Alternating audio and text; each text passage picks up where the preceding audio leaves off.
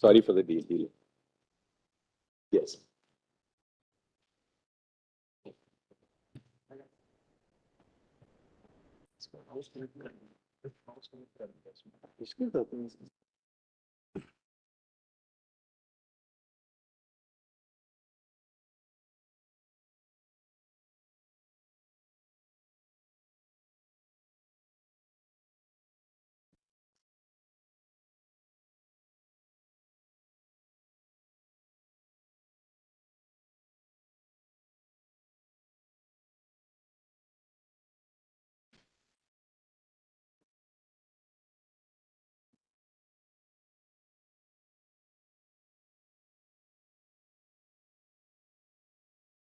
Take the 54 order will show.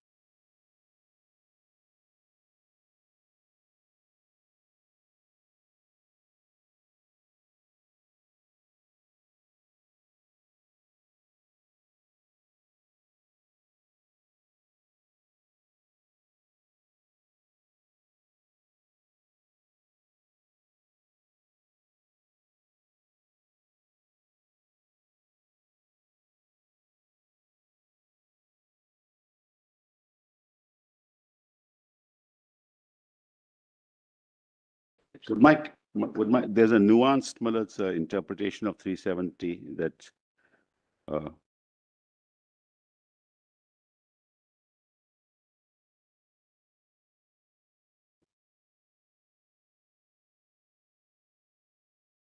would my lords be kind enough to turn to documents volume 3, PDF page 13.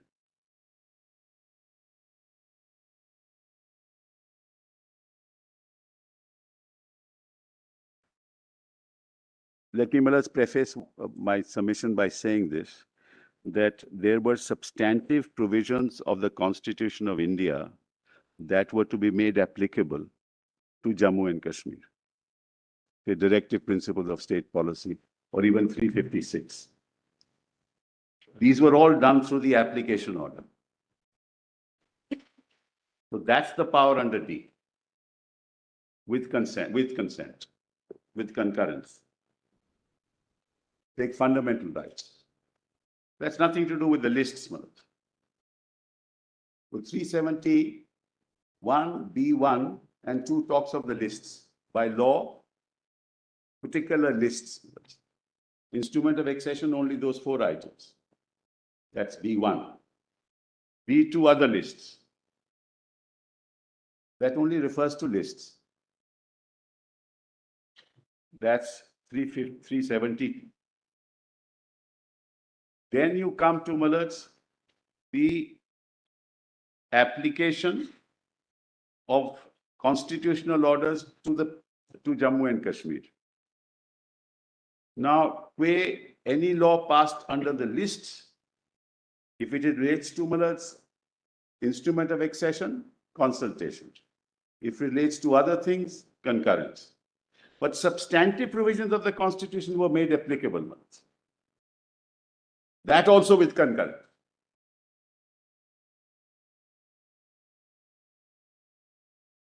And this was being done between 1951 and 1957, when the Constitution came into force.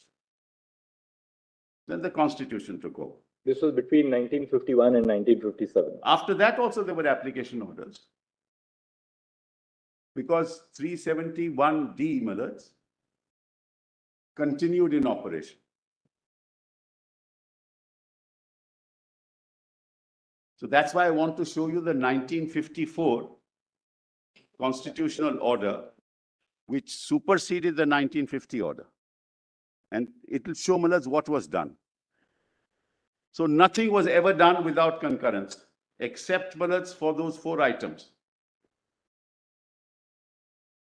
Never. Till date. So now kindly see page 13. PDF 13, volume 3. Documents, Mallards. Volume 3, PDF 13.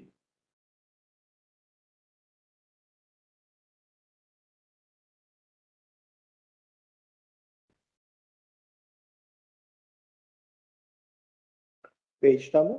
Page 13, Malas, PDF page 13, running page 406, Malas. 14th May notification? Yes, Malas, yes. Now, kindly see, Malas, by this time the constitution is not in place. But they have superseded the 1950 order. So all orders hereafter were with respect to 1954 constitutional order. Because 1950 was superseded by 1954. So every other order was under 54. Now let me just show that to your lordship. The following order made by the President is published for general information. The Constitution. Just 1 second. I just need only 1 minute to I'm sorry. get back. I'm sorry. I was focusing on something in the Constitution.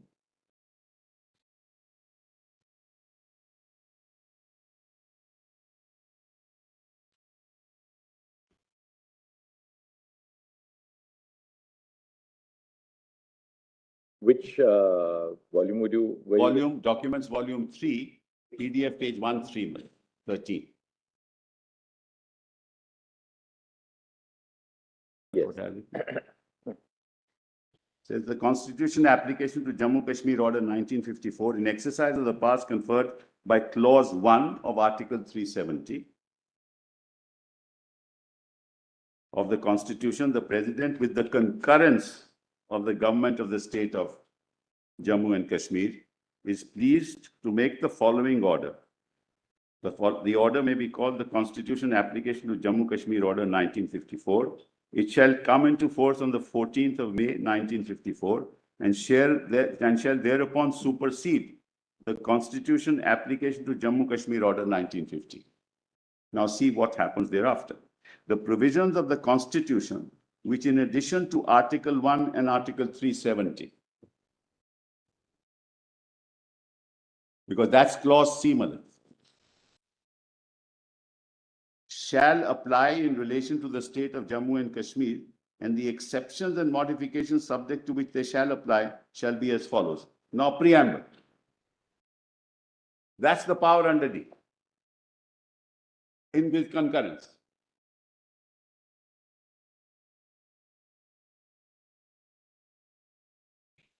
So, Malas, you see part 1 to Article 3, there shall be added the following further proviso. Provided further that no bill providing for increasing or diminishing the area of the state of Jammu and Kashmir or altering the name or boundary of that state shall be introduced in Parliament without the consent of the legislature of that state. Now, this is passed by the constitutional order applicable to Jammu and Kashmir. That's the solemn promise, Malas, that has been made, that you will not change the boundaries. And that's with concurrence. And that's exactly what they did, without concurrence.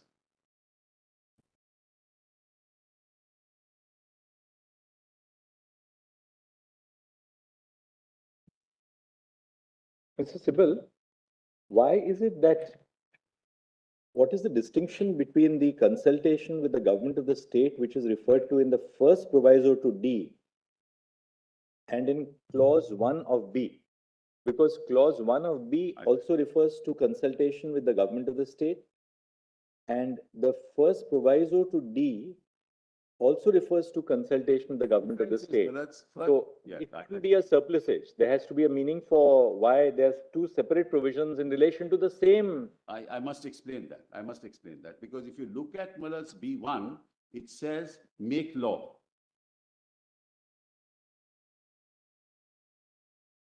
It's not in relation to the same thing. So it says make law with respect. So it only deals with the lists. If it comes to instrument of accession, those 4 items. Actually, I was looking at it this way, possibly. I mean, just thinking aloud, maybe wrong, correct me if I'm wrong.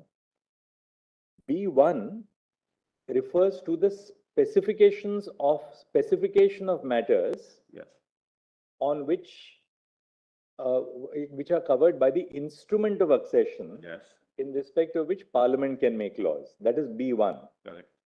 It refers only to the specification of matters in the union list, which are covered by the instrument of accession, on which Parliament would have the lawmaking authority. That is B1. Absolutely. Now, the first proviso to D would obviously not cover that category. Otherwise, there was no need to put the first proviso there. Well, those only. Just see, just one second. I'm sorry. See, the first proviso also says, provided that no such order which relates to the matters specified in the instrument of accession of the state referred to in para 1 of subclause B shall be issued except in consultation with the government of the state. So the first proviso also refers to the matters covered in clause 1 of B. It also refers to consultation, and B1 also refers to consultation. Now, possibly the meaning which can be attributed to the proviso to D is this. D says, such of the other provisions of this constitution shall apply in relation to that state, subject to such exceptions and modifications as the president may make.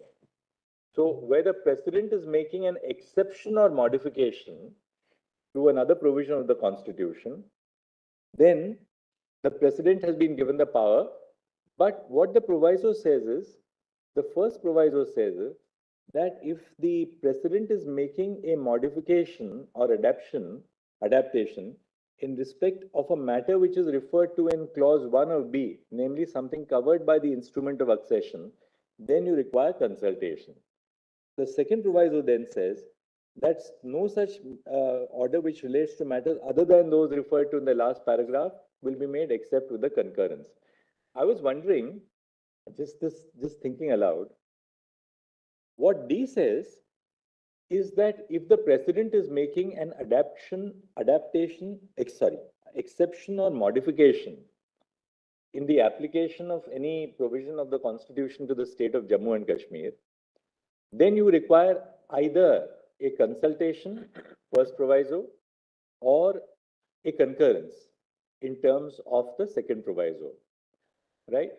Now, what happens if the president is not making any exception or modification at all? Does that require either a consultation or a concurrence? Yes, Manoj, according to me, yes, but let me explain. Because this adaptation order which you showed us, for instance, of 1954 makes modifications.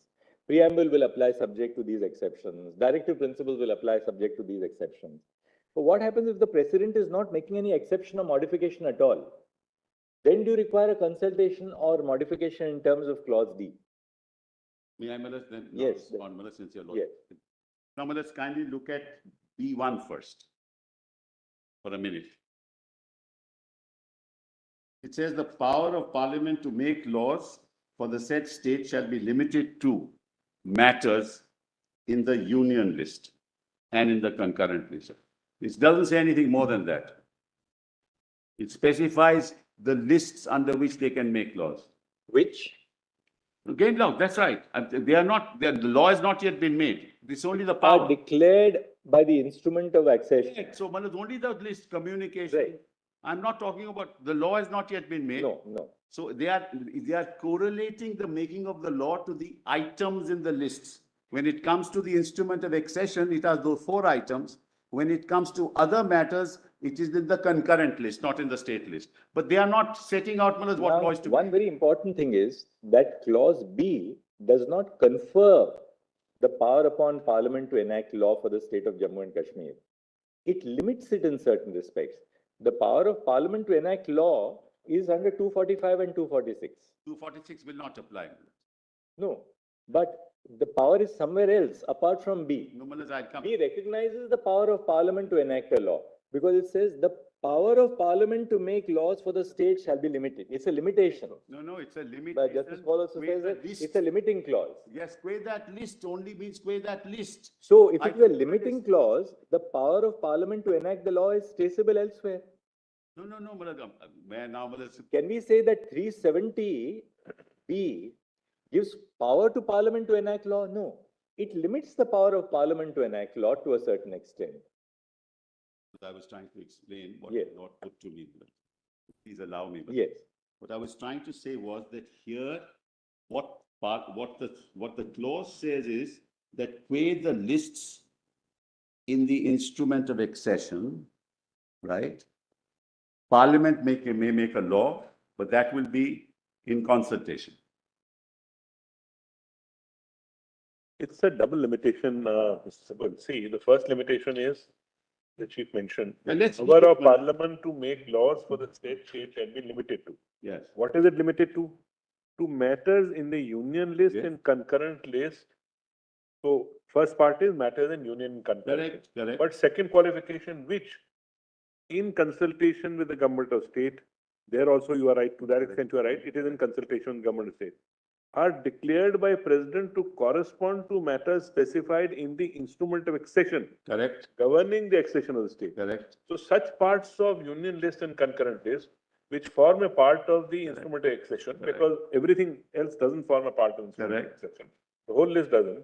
Right. To that extent, Parliament can enact Law. Parliament is limited to enacting laws in respect thereof in consultation with the government. Absolutely. Right. That's No, how I read it. not, that's what I'm saying too. But they are not, at that moment, the law is not made. They are only saying the contours under which Parliament will enact a law.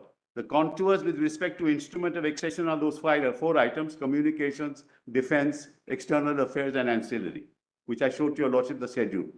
When it comes to B2, the contours again of the items in the concurrent list over Parliament may make laws. Again, it doesn't say that law is made. It only delineates the contours.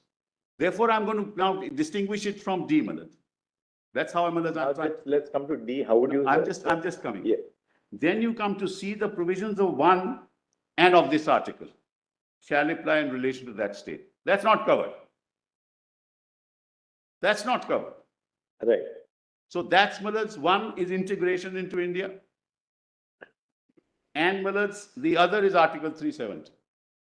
Now come to D. Such of the other provisions of this constitution. Now we are not talking about lists. Now we are not talking about lists. We're talking about preamble. We're talking about 356. We are talking about fundamental rights. Each of those orders require the concurrence of the state. I'll show that to your lordship. Here it is such of the other provisions of this constitution. 371B doesn't talk of any other provisions of this constitution. It talks of the instrument of accession and the concurrent list, the contours of the power. When you come to other provisions of the constitution, these may be made applicable. That's why the order. Now let's read it further. Such of the other provisions of this constitution shall apply in relation to the state, subject to such exceptions and modifications as the president may order set specify, not referred to 371B. There's no order, no question of order there. It's only the contour of the power. Now read. Provided that no such order, that is, no such order relating to D, which means provisions of the Constitution of India to apply to Jammu and Kashmir. No such order which relates to matters specified in the instrument of accession referred to in paragraph 1 of clause shall be issued. Kindly note the word issued. That's the difference between 371B and 371D. Because no orders are issued under 371B. That's the power to make law. That's only the contour of the power. Your lordship asked me the difference between the two. I'm just trying to advance an argument with respect to the difference. It's Yes, entirely different. Yes, ma'am.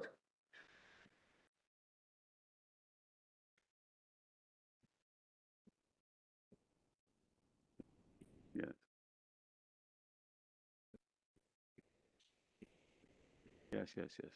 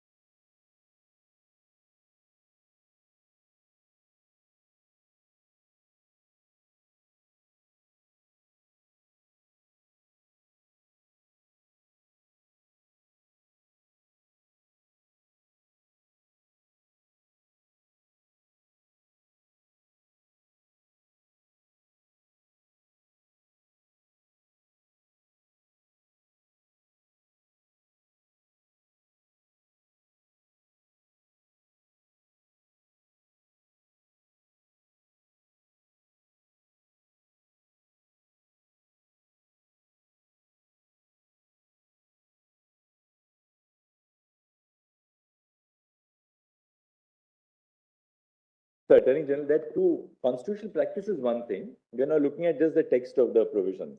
There are two possible constructions of clause D. Constitutional practice may seem to support what Mr. Sibal is saying. One is that D refers to the fact that other provisions of the Constitution may apply such Other than one and two. Such of the other provisions of this Constitution shall apply in relation to that state, subject to such exceptions and modifications as the President may by order specify. In other words, if you are making exceptions or modifications, that's one construction. That if the President is making exceptions or modifications, then if it relates to a B1 subject, then you require consultation with the state. If it relates to something other than a B1 subject, you require consultation of concurrence of the state. All right? So it is only where you are making exceptions or modifications in the Constitution that it requires either consultation or concurrence. The other interpretation is that even if you are not making any exception or modification, but you are making some provision of the Constitution applicable to the state of Jammu and Kashmir, you still require either consultation or concurrence, even if you are just bodily lifting it and making it applicable without exception or modification. That's the second construction of D. That's correct. Now, the question is really which is a more plausible construction? I can do that. But actually, if your lordship looks at the 1950 order itself, it will give an indication of what was meant. And just not leave 54. That's why, Mr. Sibal, the Chief Justice, said constitutional practice does support this view, but there are two plausible constructions which can be made. One is that the entire Constitution has been adopted in terms of clause D. If you require modification or changes in that part, then you require a presidential order which shall be issued in consultation, not in consultation, with concurrence of the state. I appreciate that, but that will render three OCOs completely. C will become OCOs. C is the provisions of the The Constitution. C is something different. C dilutes the article itself. C, Madhaj, I am not on anything else. When you see other provisions of the Constitution, except for one and the 370, you can't touch 370. But let's move forward, Madhaj. I'll be able to show that to your lords. P is 370 and C is Article 1. And one is Madhaj integration. Integration. So that can't be touched. If it's part of India, can't be touched. 370 can't be touched. All other things can be touched. It doesn't say, C doesn't say it cannot be touched. C doesn't say 370 cannot be touched. In fact, clause 3 makes it very clear it can be touched. It doesn't say it's done. By now, your lordships have, in fact, Madhaj, may I tell your lordship something interesting? Because I looked at the original Constitution of India.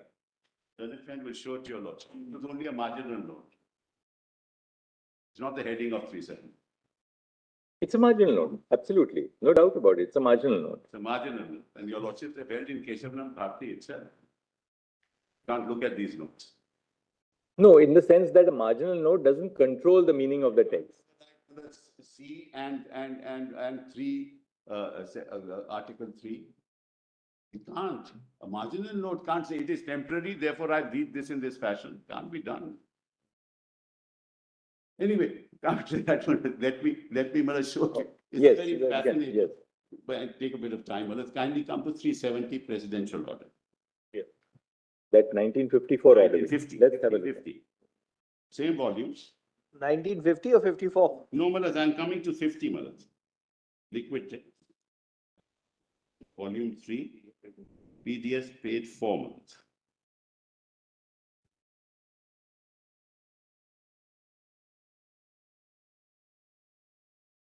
This is what you were reading as 13. No, No, something. that is the 54 order. I'm coming back to 1950 order, which was superseded by the 54 order. This is where? This is PDF 4 in the same volume. The other was on at 13. This is at 4. This is at 4. Yes. Are you referring to CO number 10, Mr. Sibal? Yes, absolutely.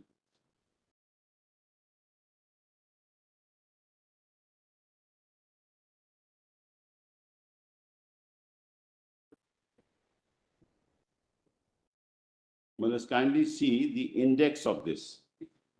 3 pages earlier. Yes. See what has happened here. This will give you the kind of orders that have been passed from time to time. There are, by this time, about 54 orders. These are probably not all the orders either. Very first page of the volume. Yes, yes. The first page of the volume. That's right. We are looking at There's the a whole different index of all the orders. orders issued. Yes.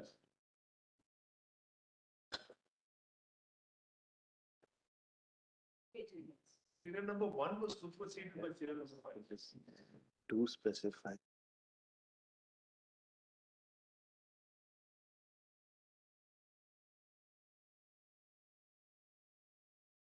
Now read it with me. The order may be called the Constitution Application to Jammu Kashmir Order 50, which should come into force for the purposes of subclause B1 of clause 1 of Article 370 of the Constitution.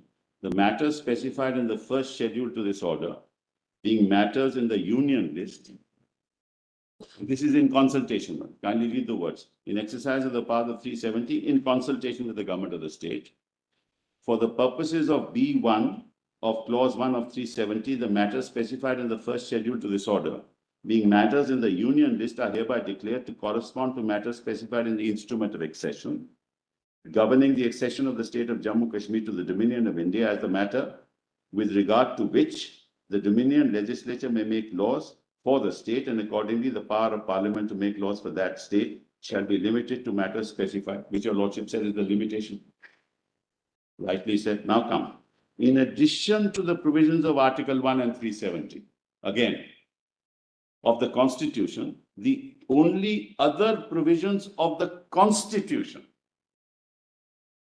which shall apply in relation to the state of Jammu and Kashmir shall be those specified in the second schedule to this order, and shall so apply subject to the exceptions and modifications specified in the said schedule, and the modification of that all references to the said provisions shall be construed as reference to the Sadre. This is applicable to D.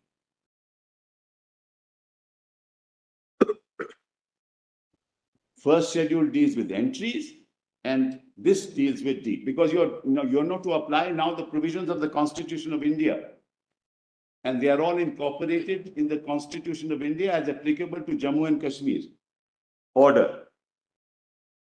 So 356 also comes there, Part 3 comes there, Preamble comes there, Directive Principles of Policy come there, but that's all with concurrence. Therefore, it didn't come at this stage. That happened later.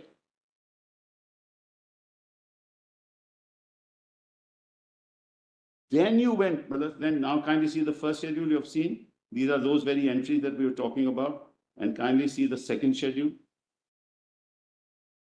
It starts, at PDF 6, page 17. Just for my Lord. PDF 6, page 17. Kindly see exceptions. Article 72(1), provisions of the Constitution applicable. So there was no doubt on this issue, Malad. Entirety of Part 5. But in Part 5, 72(1)(c), 72(3), 133, 134, those are exceptions. Last column is modification. So it's not just a question of application.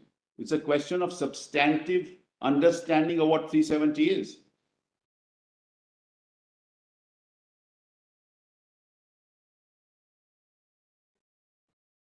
Even if you want to apply a provision without modification, you need consultation with respect to or concurrence.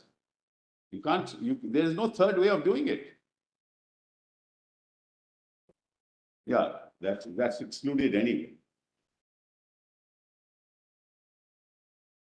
I said that we've given the examples. Modifications 54 and 50 shall apply subject to modifications with the reference therein to the elected members of the Houses of Parliament to each elected member of either House of Parliament shall be deemed to include respectively a reference to the representatives of the state in those houses and to each such representative. So you modify 54 and 55. Then if 247 you modify. 246 shall apply subject to the provisions of paragraph 2 of this order, and clauses 2 and 3 of 246 shall not apply. So you can't pass a law.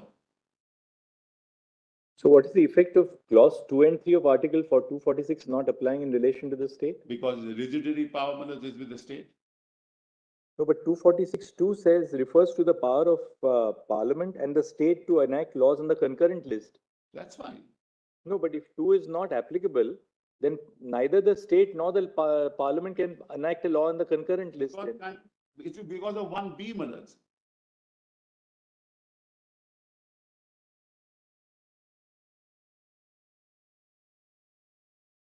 It only tells you the methodology, Malaj, that's all.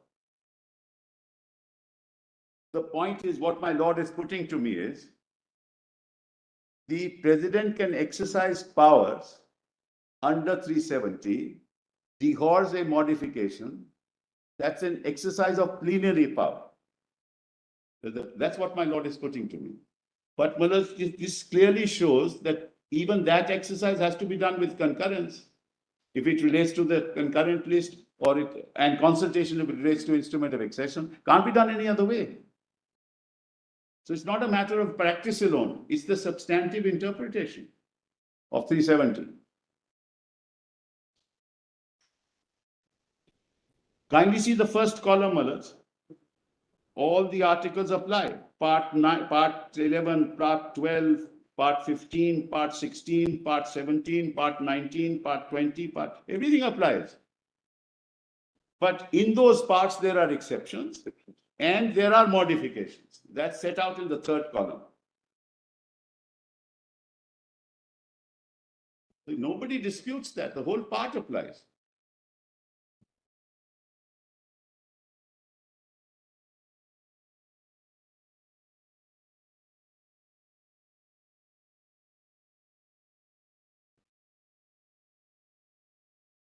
Clause 3 of the order seems to suggest that the only provisions of the Indian Constitution which would apply to the state of Jammu and Kashmir are those which are specified in the second schedule, and that too with the modifications which were made. Absolutely. That's our submission. And then this is superseded by the 1954 order. For example, Part 3 at this stage was not to apply. It's not in the second schedule. Let's go to this now the 54 order. 54 order. Let's Yeah, do that. that's volume 3 again, page 13.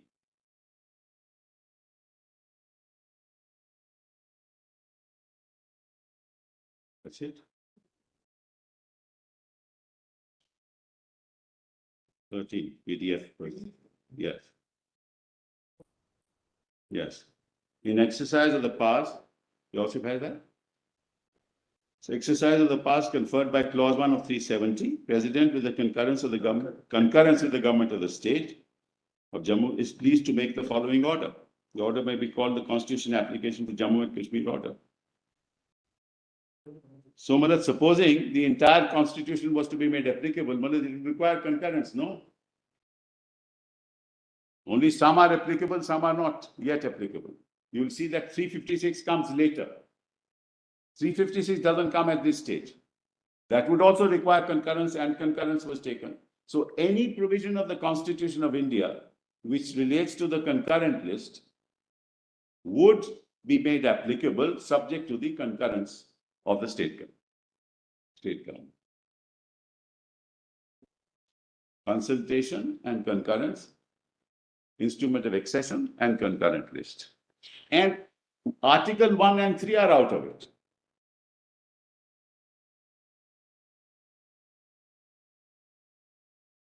So kindly see, Malaj. Clause 2, the provisions of the Constitution which in addition to Article 1 and 370, in addition, shall apply in relation to the state of Jammu and Kashmir, and the exceptions and modifications subject to which they shall so apply shall be as follows, the same pattern. So the exception made here is the entire constitution is adopted subject to the modification made there. Unlike the Other than 1 and 1950. 3, other than 1 and 3. 1 and 3 is already there. That's right. Unlike 1950 order, which had specific articles were made applicable. Now the entire constitution. No, because 356 was not applicable at this. No, but there would be a clause in this saying It's 356. part by part, not true, Malas. Part by, see part 1, no, part 2, part 3. It's part by part. It's not all. Is 356 specifically excluded No, at this in stage. this, at this stage? Yes. Excluded. It would be excluded at After this. part 5, you have part 9. Yes, come to page 15. 356 is excluded. Yes. So at the this- entire constitution was made applicable by the 1954 order, Malas, it said, except to the extent of exclusion. Malas, this part 5 is state 11 straight away. There's no question of the entire constitution being included. Just 1 minute. Mr. Sybil, my learned brother, maybe if with respect, right? I'll tell you another reason. I'll give you another, just apropos what fell from brother Sanjiv Khanna. Just see now part 3. First, we'll just see one small provision, clause 2 of the order of 1954. Correct. Yes, It says the provisions of the constitution, which yes. in addition to Article 1 and Article 370 shall apply in relation to the state of Jammu and Kashmir, and the exceptions and modifications shall be as follows. Now, one thing is very interesting. The word only, which we found in the 1950 order, has been deleted in the 1954 Right, order. Right, So only goes. yes. Now, let's go to part 3 for a moment, and just to test the hypothesis. We'll just go to parts. Yes. Now, just see clause C in Yes, part clause- 3. Clause, yes, I Right? got it, Malas. It says in clause 3 of Article 16, the reference to the state shall be construed as not including a reference to the state of Jammu and Kashmir. Correct, Now, if you see Article 16(3) of the Constitution, yes. it says nothing in this article shall prevent Parliament from making any law prescribing in regard to a class or classes of employment or appointment to an office under the government or any local authority within a state, or any requirement as to residence within that state or union territory prior to such employment or appointment. Right, Now, if the entirety of clause 16 were not to apply to Jammu and Kashmir, yes. what was the reason for saying that only clause 16(3) will apply subject to these modifications? For the simple reason that Malas, other clauses in respect of clause 3 of the constitution came into the J&K constitution later. And I'll show that to your lordship. But is it your contention therefore that Entirety of 16 that applied. 16(1) didn't apply to the Jammu and Kashmir? It did apply, it applied. The part which is mentioned. But how did it apply then? No, part 3 applies in full. When it says part, your lordship may see they have a serial number and then they have A, B, C below each of these parts. So when they mention the part applies in full. Now, in that part, A, B, C will tell you the exception or modification of the provisions of the constitution in that part. So when the part is indicated, the part applies in full. In the 1950 order, it was column. So in the second. That's what I was saying. See, in the earlier, the manner of printing of the two notifications. Yes, is slightly That's different. all, that's That's all. very good. In the first one, Has been there is a expressly column, excluded. it is a article. Yes. Then what is the exception sort of Correct, carved correct. out? And the modification, now it's. Modification exception carved out. So now In it's. this, the way it is printed as I see it, Yes. when they say part 3, it means part 3 applies, but. But these exceptions and one modifications. column of modifications which were there Yes. are specified underneath it. That's Exactly. exactly what, That's it is. exactly. Nothing, no difference. Other than what has been explicitly excluded. Yes. The rest of the part 3 applies. That's correct. That's all that there is. That's all. Mr. Sybil, Like I 16, think, 1 and 2 apply. Mr. Sybil, just come to page number, internal page number, the first page, page 10 of the Page notification. 10, okay. The provisions of the constitution. Yes. This means the entire provisions of the constitution. Page 10, your lordship's PDF page 10? Yes, Yes. that's a notification, 14th May 1954, 2, clause 2. The Page provisions. 13, not 10. 13 of the. Or page 13, Yes, yes, 13, yes, page yeah. 13, you're right. The provisions of the constitution, Yes. Yes. which in addition to Article 1 and 317, Article 317, Yes. because that's covered by Yes, 3. yes. Now, the provisions of the constitution refers to the entire provisions of the constitution. Correct, correct. Yes. Shall apply in relation to the state of Jammu and Kashmir, full stop. Yes. Which, Second- the lordship second- had left the word out which. Yes, I'm aware of that. That second part says, the exceptions and modifications subject to which they shall also apply shall be as follows. Correct. So thereafter, the exceptions are carved out Yes. with regard to each part of the provision of the Constitution, which are either not to be applicable or applicable with modification. Correct, correct. And if you go down, it specifically says 356 is excluded. Yes. In case this was specific inclusion, they need not have specified 356 is excluded. Because by implication, 356, if not mentioned in the schedule, would have been excluded. With the greatest respect, when you say, kindly read it, just see. Kindly see part 18. The very fact that some articles have been Kindly see excluded, page 18. Kindly see page 18. PDF page 18. yes, Which is this.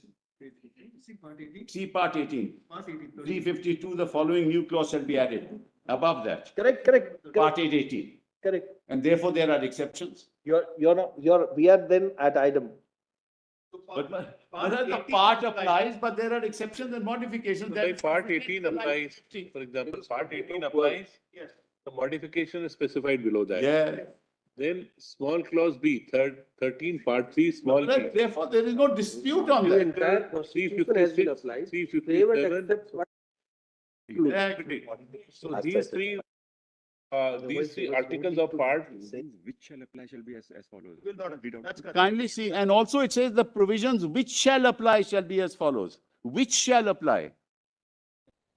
They are enumerating the provisions, that's all, Madam. the next after that is what are the modifications? Yes, Or what is omitted. So that's right. mostly they are modifications, but some are omissions. Yeah. For example, in part 19, if you see, Yes, I have it. Article 362 and 365 are omitted. Omitted, yes. 366 clause 21 will be omitted. Omitted, correct. Otherwise, the whole of part Will apply. 19, other than this will apply. That's right. The approach is instead of going provision by provision and enumerating 395, they went part by part. And they said this whole part applies subject to. But But ultimately, what about those parts which are not specified as parts? They don't they apply. don't apply. No, that is the problem. That's- I'm not sure you're right on that. You may not be right on that. We have, in fact, in volume 1, we have the Constitution of India as applicable to Jammu and Kashmir, which shows that this is how it was. Part 4 won't apply. No, not at this stage. Not at this stage. Part 3 did not apply till 1954. Preamble did not apply till 1954. That's exactly the way they proceeded. Well, that's the only. And this is significant. I think 15. PDF 15. no?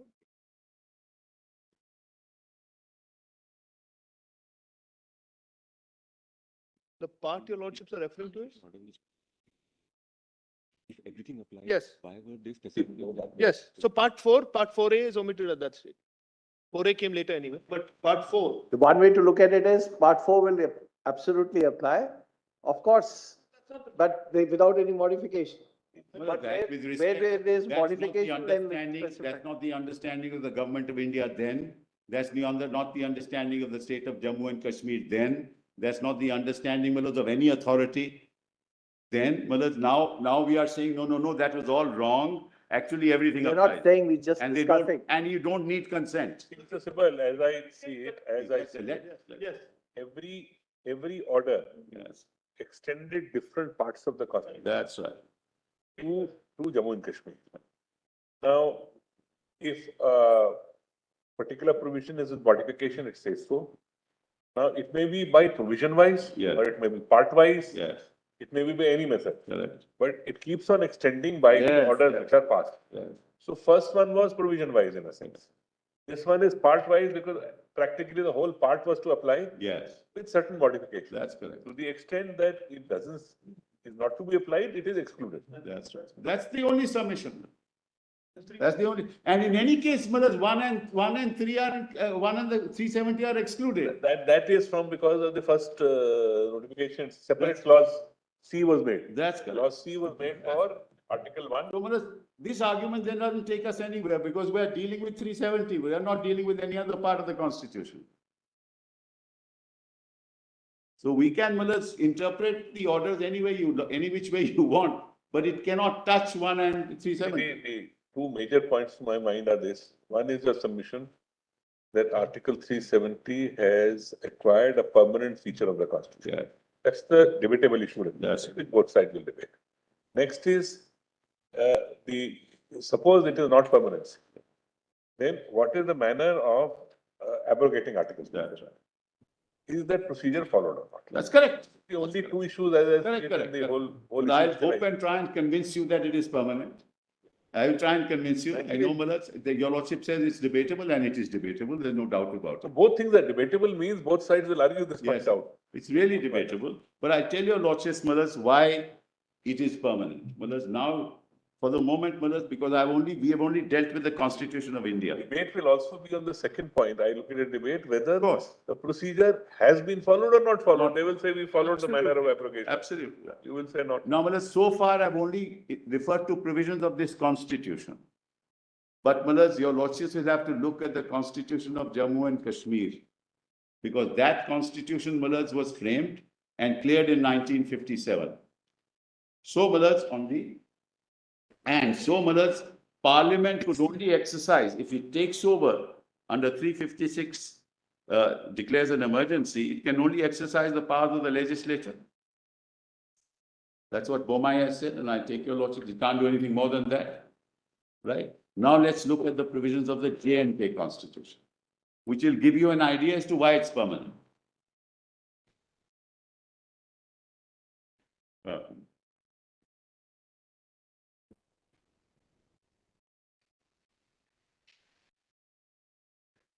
Yeah, Malad, I'm sorry, my understanding is right. Before we go to that, Malad, kindly see the volume 1, PDF 132.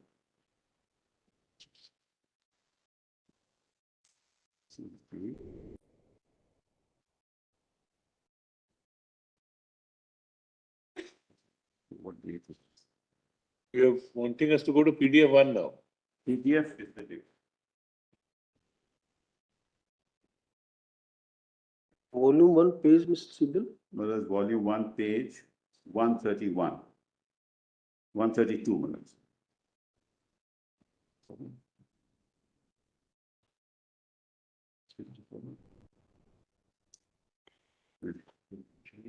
Now, Malad, kindly see, this is the Constitution of India as applicable to Jammu and Kashmir just before abrogation of 370.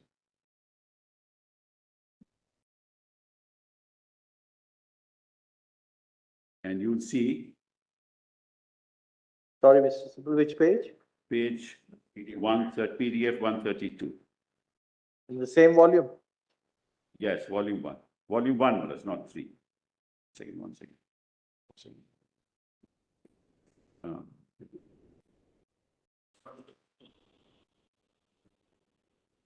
Now, Malad, your lordships will see the table of contents at page 43 first.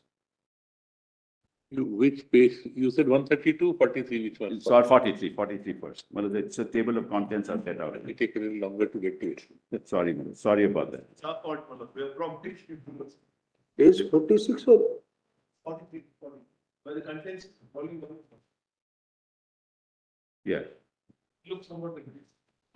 There's one The little improvement Constitution which of we have India. to make in our written submissions format. In fact, I'm just in the process of issuing a standard operating procedure for filing written submissions on all matters before CB, which is that the index should be hyperlinked. So that'll be much easier for all the Yes. lawyers and for us also. We go to the index and just click on the hyperlink there. 43 is what you're saying? Yes, Yeah. the index. 46 is the index. Yes. Now, kindly see, Malad, Index actually see- starts earlier. Index starts from page 43. Yes, 43. No, 43. Your lordship has that? Part 4 doesn't figure in it at all. Yes. And there's no order omitting it. This is which year? This is just before 370 was abrogated. It's taken from a book of 2016, but it's as it stood there. Now you see here, Malad, after part 6, you have part 11.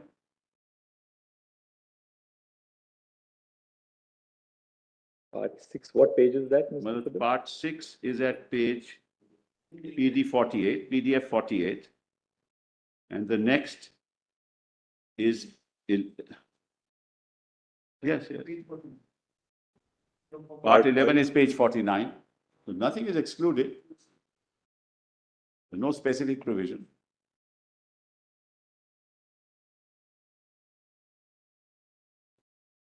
Therefore, the order says provisions which shall apply shall be as follows. That's why, Mother, the 54 order says what it says. Provisions of the Constitution which shall apply. So notwithstanding the deletion of the word only, Yeah. the word which seems to indicate that these are the That- parts, the provisions which will apply. So that's Mullah's really. Now, Mullah's in this context, kindly look at the Constitution of Jammu and Kashmir as it was cleared in 1957, passed in 1957. And remember, Mullah's.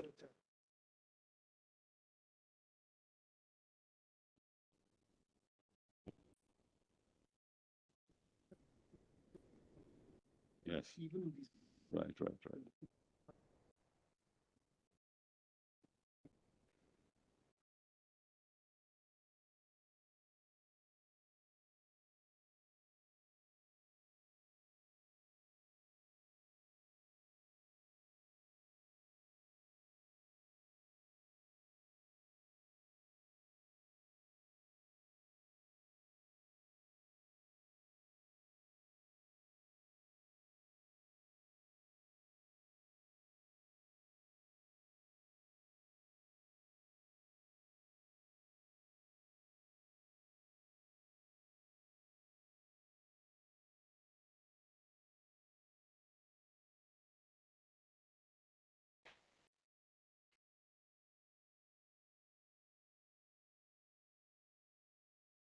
Publication or government publication?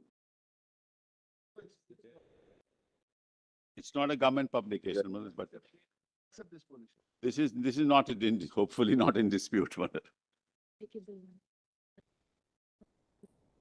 But Mr. Sibal, you are right that the constitutional practice which was followed since the adaptation orders proceeds on the basis that government selectively applied provisions of the constitution to Jammu and Kashmir. They never treated it as if all provisions apply.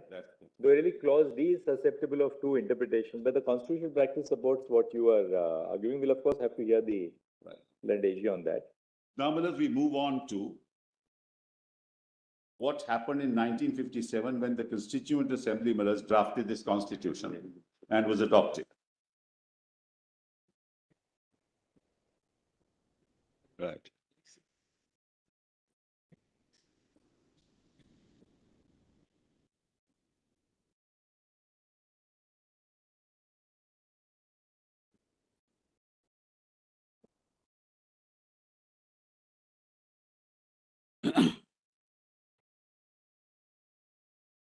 And Mullah's, remember the 1954 order came when the Constituent Assembly was there. They had a choice. They could have said, no, we want. 57, what happens at 57? Let's see then. Yeah, but I'm just saying the Constituent Assembly was constituted in 1951, I think on the 10th of May, if I remember correctly. And then, Mullah's, 54 order was passed. They could have said, look, no, we'll abrogate 370 and be part of India without conditions and be like any other state. They chose not to. And you will see that, Mullah's, in the Constitution itself. I'll show, Mullah's, it's better we look at the Constitution. There is no dispute about the proposition. 370 remained in the Constitution. Yeah. So nobody is arguing that 370 was not there. Otherwise, there was the occasion to abrogate it. Only issue is whether it requires a permanent character, which cannot be touched, or whether there is a methodology, right or wrong, there is a methodology by which 370 can be abrogated. Correct. That's the first part of your argument, as I understand. Correct. And in the alternative argument is, even if you don't accept my first part of the argument, The methodology was the wrong. methodology was wrong. Sir, I'm sorry to interrupt, but on this permanent statement, 370 is in three parts. The first part, our argument is, continues always. Second part is transitory because it's dealing with what happens before the Constituent Assembly comes in and Constituent Assembly has to ratify. The third part is temporary while the Constituent Assembly is there. Just putting it in a nutshell, that's our argument. Yes, you are saying, according to you, 370 is structured in a manner Yes. whereby some part will go away or become Yes. otiose, and some part becomes otiose because in 1957, some Correct. other part becomes otiose Correct. later on. So you say one has a permanent feature. That is your The argument. Constituent Assembly effectively had a choice to exercise three or to allow one to Till continue forever. 1957. Your argument is all these choices were available only till 1957. Yes, that's all. That is your argument.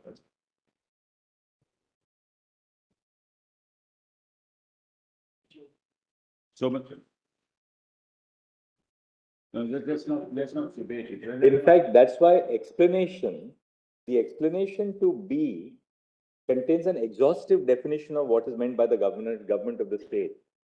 Government of the state does not say includes the Maharaja. It says government of the state means the person for the time being recognized by the president as the Maharaja of Jammu and Kashmir, Correct. acting on advice of the Council of Ministers for the time being. Right. Now, what happens when the Maharaja is replaced by an elected government in Jammu and Kashmir? Then the elected government on the aid and advice of the Council of Ministers. Where do we get that? Because the explanation says government of the state means. Well, I'll show that to your lordship. That's also there, madam. It is part of the constitution, madam. I'll show that. This explanation was introduced in 1952. This ex- There's a difference of opinion here. Leave it. Let's, you can.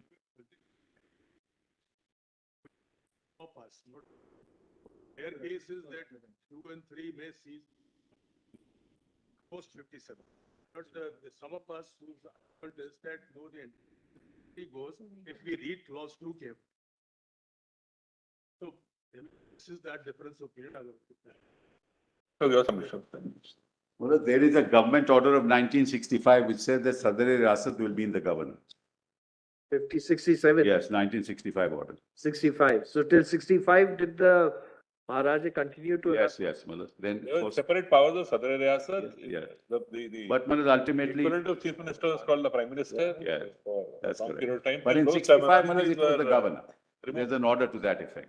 So be that as it may, madam, I think we're traveling a bit too far at the moment.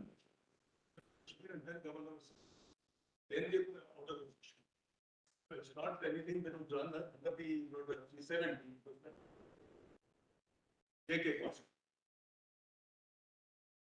Now kindly see, madam, the preamble of the Constitution, your lordships will find, volume 2, PDF page 16. Now we are looking at the J&K Constitution. That the Constitution of India is applicable under J&K Constitution. J&K Constitution. So that is volume. Volume 2, PDF page 16. Yes. No room for J&K.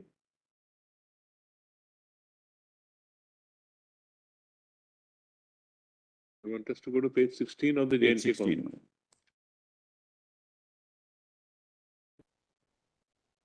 Yes, the entire volume is that. Lordship has the preamble.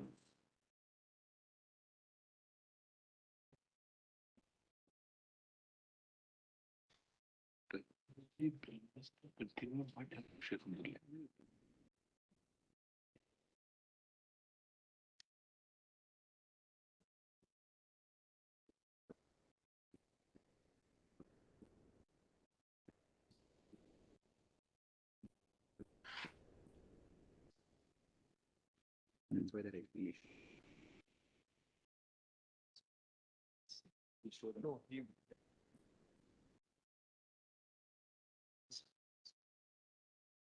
Still 65. Still 65. There was an order in 65.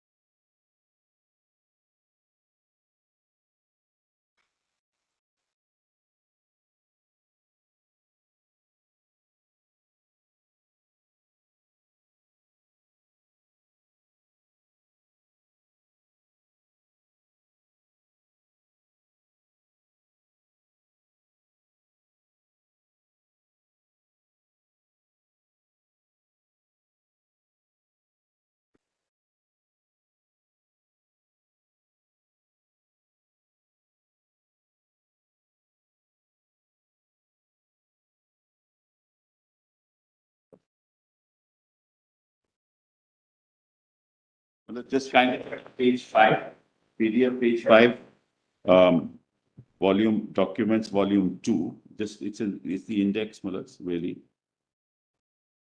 Right. Right. So you referring to preamble at page 16. Yes, but before that, Mullahs, just so that you know, Mullahs, what the Constitution was dealing with. Page 5 is part 3, you are saying. Page 5. You're wanting us to read page 5? Contents, Mullahs. Contents. The state, permanent residence, directive principles of state policy. PDF 5. Yes. Just the contents, Mullahs. Yes. You see now, part 1, part 2, part 3, part 4. And the directive principles of state policy now come in. Permanent residence come in. Then the state, permanent residence, directive principle of state policy, executive, governor, council of ministers, advocate general, contractor, government of business, composition. Just 1 minute, Mr. This goes against Speaker's directive.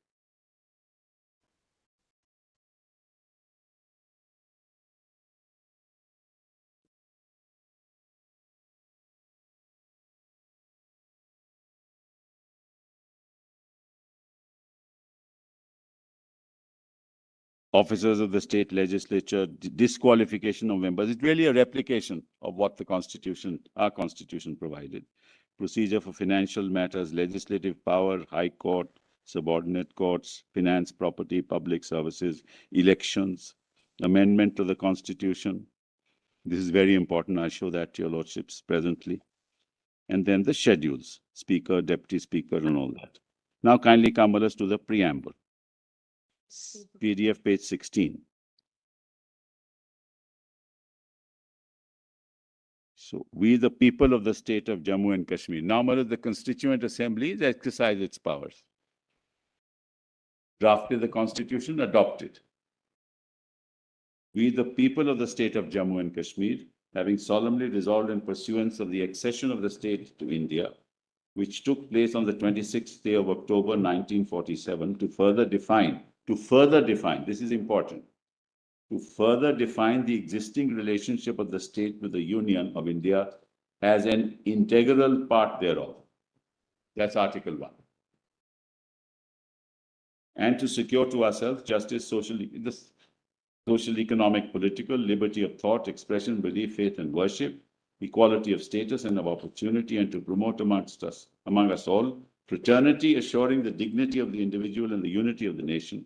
In our Constituent Assembly, this 17th day of November, 1956, do hereby adopt, enact, and give to ourselves this Constitution. Now kindly see the definition clause. In this Constitution, unless the context otherwise requires, the Constitution of India means the Constitution of India as applicable in relation to the state. Right? Then kindly come to Muller's Article 3, the state. Relationship of the state with the Union of India, the state of Jammu and Kashmir is and shall be an integral part of the Union of India.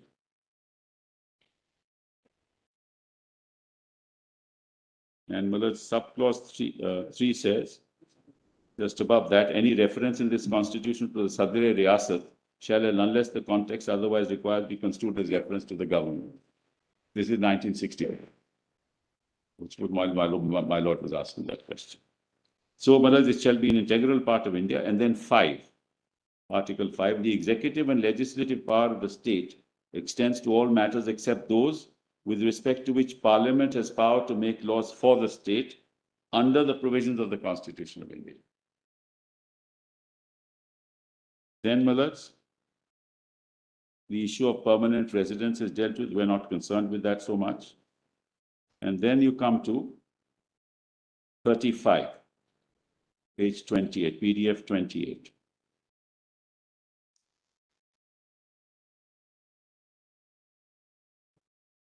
This is an important section, Malaj. Important article. 35. My lords have that. PDF 28. Council of Ministers to aid and advise the governor.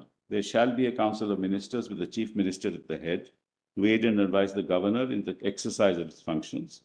All functions of the governor, except those under sections 36, 38, and 92, shall be exercised by him only on the advice of the council of ministers. So other than 36, 38, and 92, Malaj, he will act on the aid and advice of the council of ministers. Now kindly come to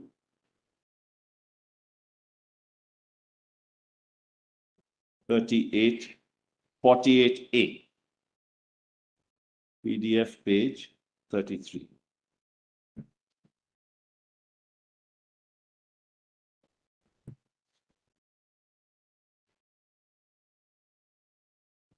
This was inserted, Malaj, in 1975. Not which,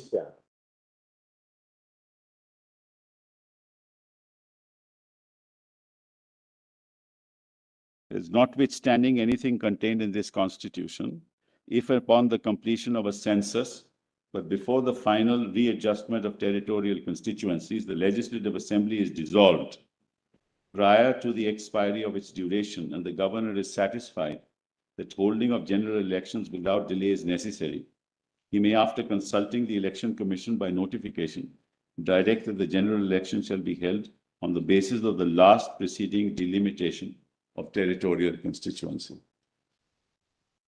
Then, let's page Article 53, page 37, PDF 37.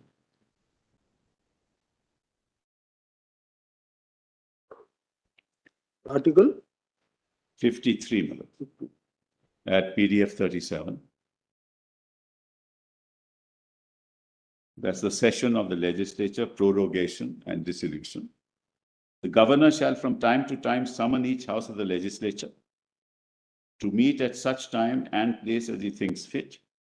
But 6 months shall not intervene. These are the provisions of the Constitution also. Intervene between its last sitting in one session and the date appointed for its first sitting in the next session.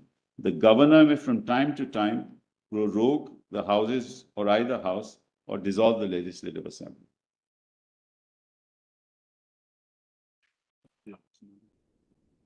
This he can only do it on the aid and advice of the Council of Ministers. It's not an exception because the exceptions are 36, 38, and 92. This is important because it really, the issue will arise because Malaj, there was no Council of Ministers when he did this, which is on the 21st of November, 2019. 2018.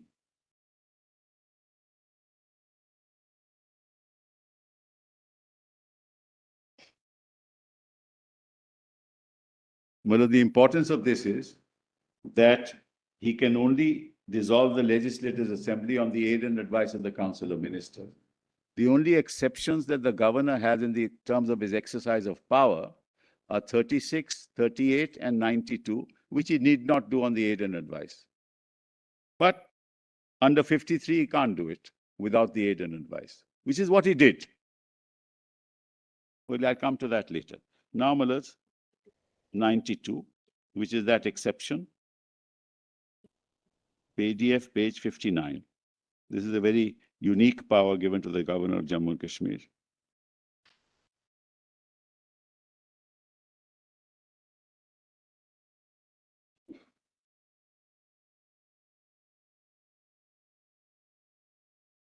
Yes.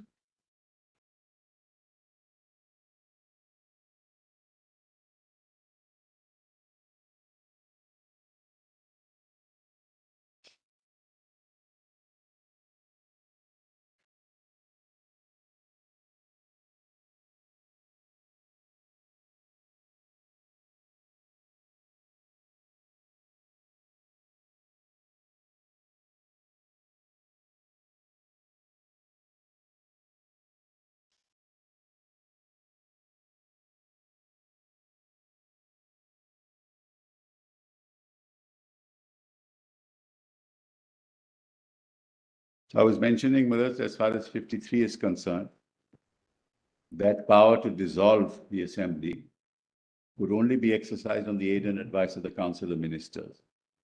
So when he dissolved the assembly on the 21st of November 2018, he didn't do it on the aid and advice. And this governor's power has to be exercised in that fashion. The only exceptions are 36, 38, and 92. And I'm now reading 92 for your lordship. This is also a unique provision. Provisions in case of failure of the constitutional machinery in the state. This is PDF Mullahs 59. My lords have that. Does this call, Mullahs? Does your lordship have one? Page 50. 59, PDF 59, Article 92.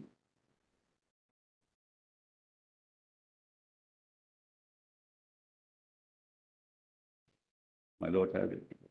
Breakdown of. Yes. Now, provisions in case of failure of the constitutional machinery. If at any time the governor is satisfied that a situation has arisen in which the government of the state cannot be carried on in accordance with the provisions of this constitution, the governor may by proclamation, Mullahs, assume to himself all or any of the functions of the government of the state and all or any of the powers vested in or exercisable by any body or authority of the state, make such incidental and consequential provisions as appear to the governor to be necessary or desirable for giving effect to the objects of the proclamation, including provisions for suspending in whole or in part the operation of any provision of this constitution relating to anybody, provided that nothing in this section should authorize the governor to assume to himself any of the powers vested in or exercisable by the High Court. We are not concerned with that. But Mullahs, this he can exercise without the Council of Ministers, unlike in the Constitution of India. Why? Because Jammu and Kashmir has a unique status in the context of its relationship to the government of India.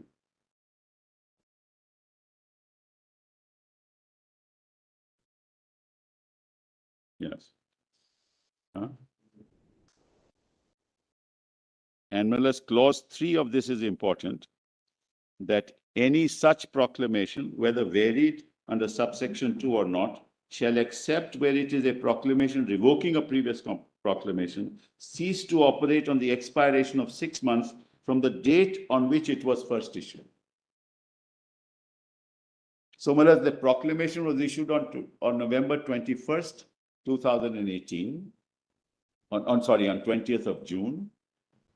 It was to expire in 6 months' time on 19th December. And Mullahs, he, on November 21st, he dissolved the assembly. And without reference to the Council of Ministers.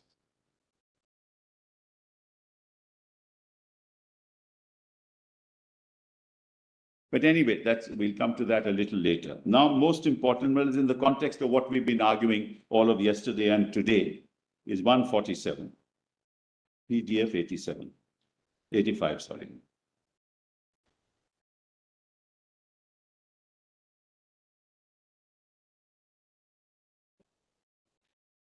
No, sorry. Amendment to the Constitution. Yes. Well, an amendment of this Constitution shall be initiated only by the introduction of a bill for the purpose in the Legislative Assembly, and when the bill is passed in each House by a majority of not less than 2/3 of the total membership of that House, it shall be presented to the Governor for his assent, and upon such assent being given to the bill, the Constitution shall stand amended in accordance with the terms of the bill. Provided that a bill providing for the abolition of the Legislative Council may be introduced in the Legislative Council and passed by it by a majority of the total membership of the Assembly and by a majority of not less than 2/3 of the members of the Assembly present and voting. Provided further that no bill or amendment, now this is important, provided further that no bill or amendment seeking to make any change in this section or the provisions of sections 3 and 5 or the provisions of the Constitution of India as applicable in relation to the state shall be introduced or moved in either house of the legislature. So, Mullahs, you cannot amend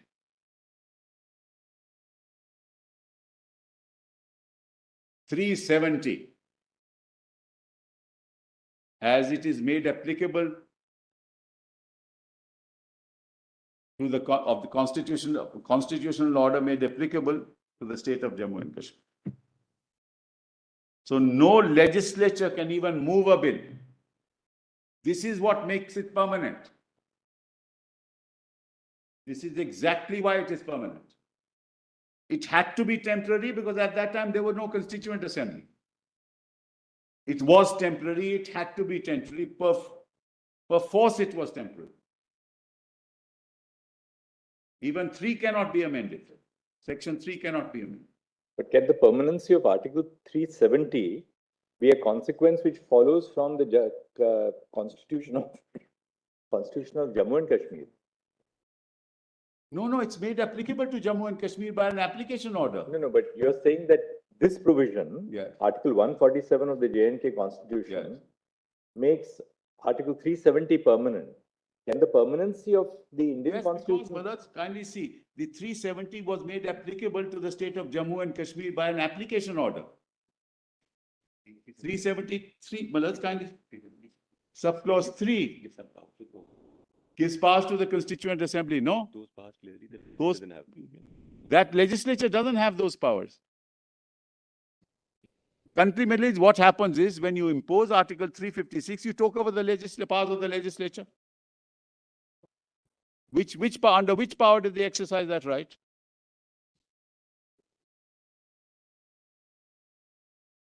Not of the legislative assembly. Yes, exactly. That's what I'm saying, Malad. Mr. Sibal, how But then can how we, is proviso C will applicable? Yeah. how can, you are saying Article 147 gives the permanency to Article 370? Because the Constituent Assembly, I'm sorry, I shouldn't interrupt you. Lord. Now, can the Constitution of J&K give a permanency to Article 370 of the Constitution of India? Exactly. But that's all we are saying is that the Legislative Assembly does not have the power under 370 subclause 3. That's all that I'm saying, nothing more than that. What you're saying is Legislative Assembly cannot exercise the power under the proviso to clause Yes, C, yes, clause 3 yes. of Article So what, 370. then That's what, not- that's why they did, they converted the Legislative Assembly into the Constituent Assembly. That's what they did, Malad. This is what is shocking. The lighter side, the Parliament did it. I'm sorry? On the lighter side, the Parliament did it. Yes. So Parliament converted itself into the Constituent Assembly of the state. I mean, it's unheard of. Yes, no means, but we'll show it. We'll show it. We'll demonstrate that. At the moment, all I'm saying is, Malas, you cannot exercise, the legislature cannot exercise powers to amend 373. Yes, even some other body takes over those powers, that only powers can be exercised, is the powers of the legislature, nothing more than that. The whole scheme of 356 is if you take over. The Parliament can do it or not. Yeah, well, Parliament exercises the powers of the legislature under 356. It can't exercise any other power.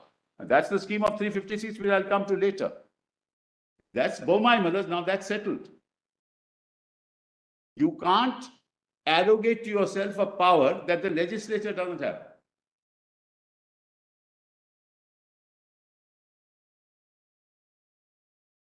That's why there's an interplay between the Constitution of India, the Constitution orders applicable to the state of Jammu and Kashmir, and the Constitution of Jammu and Kashmir and 370 itself. That's what you flagged in the beginning when you began your speech. That's the issue. Actually, Article 147, the second proviso to Section 147 of the J&K Constitution, would seem to indicate that the provisions of the J&K Constitution are treated to be subordinate to the Indian Constitution. Which is why no amendment in the relationship of the Indian Constitution and its application to the state can be introduced in the state legislature. The state legislature cannot change that relationship. Correct, but I'm not disputing that. It is the legislature cannot introduce a bill to that effect. And what's the procedure? Only under 370. It's only under 370, Manoj.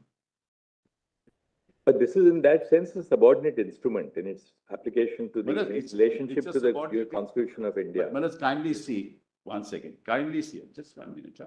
Kindly see, the Constituent Assembly has now framed the Constitution.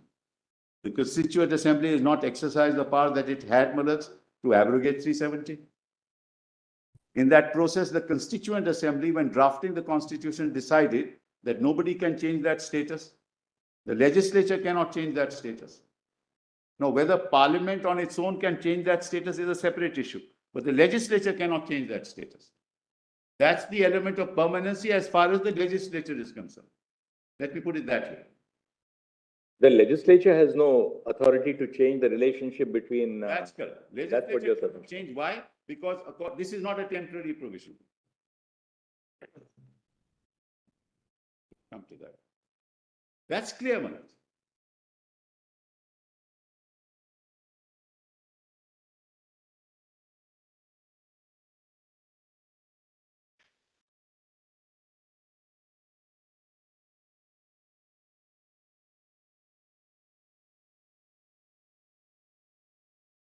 Section 3.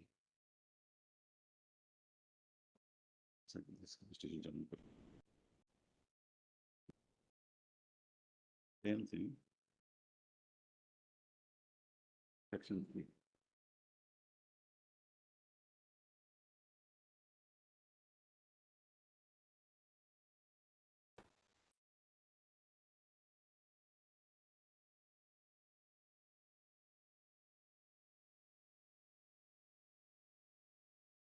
The Legislative Assembly also can't touch below the provision that the state of Jammu and Kashmir and shall be an integral part of India. Section 3. It also can't touch extent of executive and legislative power of the state. Can't touch that. It can't touch 370. So from the point of view of the Constituent Assembly, when the legislation was drafted and the Constitution was drafted, it was clear that this relationship is permanent.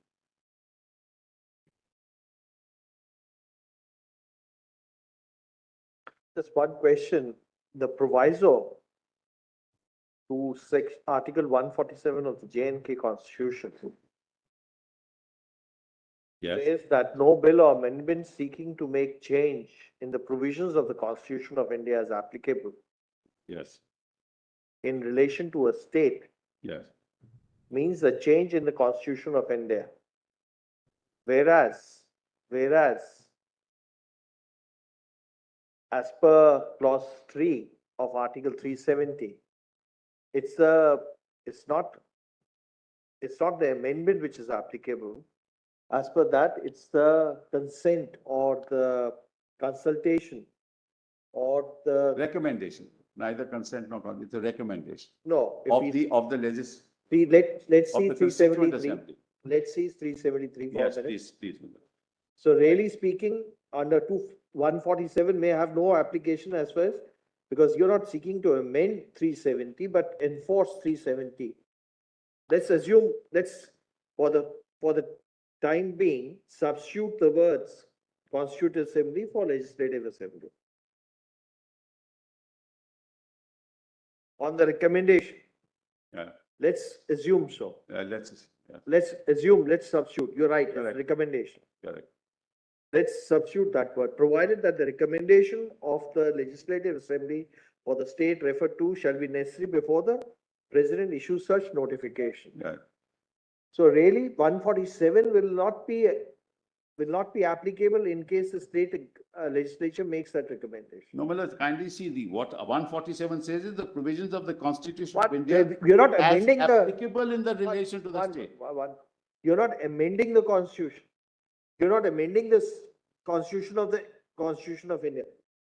Let's, for the time being, let's read as it is, because what is barred under the proviso to 147 is amendment seeking to make a change in the provisions of the Constitution of India. As applicable in relation to the state. As it applicable in Which relation is, to the which is state. why 370 is incorporated, Malad, in the Constitution of Jammu and Kashmir. As it stood then, that's the application order. We're not talking about the Constitution of India here. Sybil, doesn't it, I'm just thinking aloud, Yes. does it not mean that the proviso, the implication is that once the provisions of the Constitution of India are made applicable by different orders, Yes. you through an amendment cannot That's all deactivate that it. we are saying. Nothing more. Deactivate a provision which has already been applied to the Yes, Constitution that's all that we are saying. of, Nothing more than that. We're not amending the Constitution of India. We're amending the constitutional order applicable to the state of Jammu and Kashmir, which makes 370 applicable. And it can't even be moved in the House.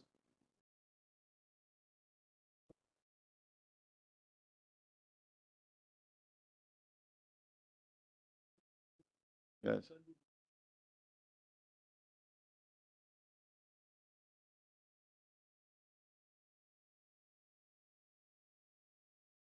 And if it can't be moved in the House, it can't even move the bill. It can't be moved in Parliament. as I see it, it's that you can't go back. Suppose after consultation, the CO has been issued, order has been issued, notification has been issued, certain provisions of the Constitution have been made applicable. Yes. Then it's not that a rethink can arise 10 years later and you start That's all. That's all. and say that, look, okay, we don't want to make some of the Constitution provisions Absolutely. already made applicable, Correct. not applicable. So my argument is that the Constituent Assembly has exercised its choice. And it's evident from the provisions of the Constitution itself. So you need to read the Constitution of India, the orders applicable to Jammu Kashmir, the Constitution of Jammu and Kashmir, and 370. So under what provision of law under the Constitution of India can you change that? When you are doing it under 370, 356.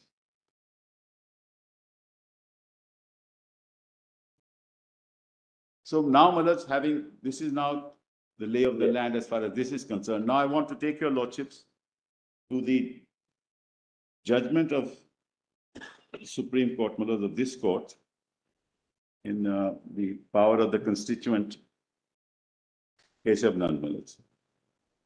Volume. This is it. T. No, no, no. Why not?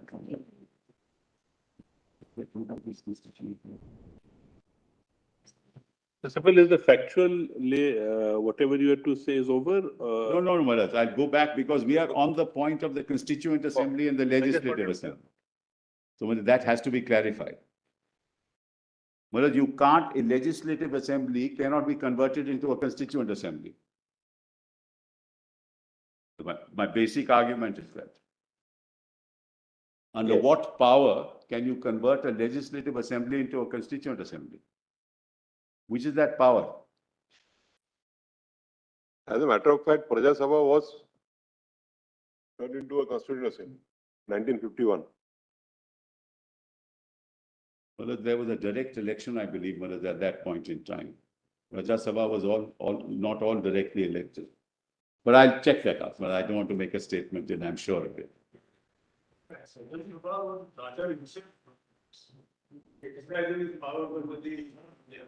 No, no, there was not. I mean, I don't want to give an answer without being sure of it. Unless you are sure about it. That's right, Malad. I always hesitate to do that. Malad. My learned friends are far more,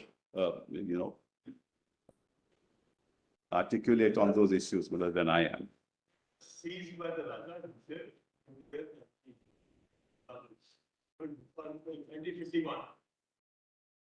Just Sabha was by the power of Praja Sabha was conferred to the Constituent Assembly.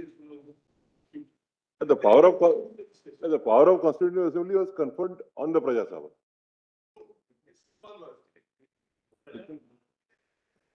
According to me, and I'll give that date, why should I say anything? The Constituent Assembly was directly elected in Jammu and Kashmir, but I don't want to, I must be sure of it before I say that. I know, it says that Constituent Assembly consisting of representatives of the people elected on the basis of adult franchise shall be constituted forthwith for the purpose of framing a constitution. So I was aware of it, but I was not sure where it was. I just wanted to mention. Unlike Unlike us, we were indirectly elected, our constituent assembly.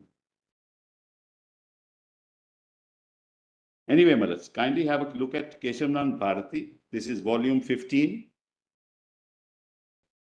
Volume 15 of Yes, that's a good idea. Case Law Compilation, PDF 236. Actually, 235. I'll start with paragraph 537.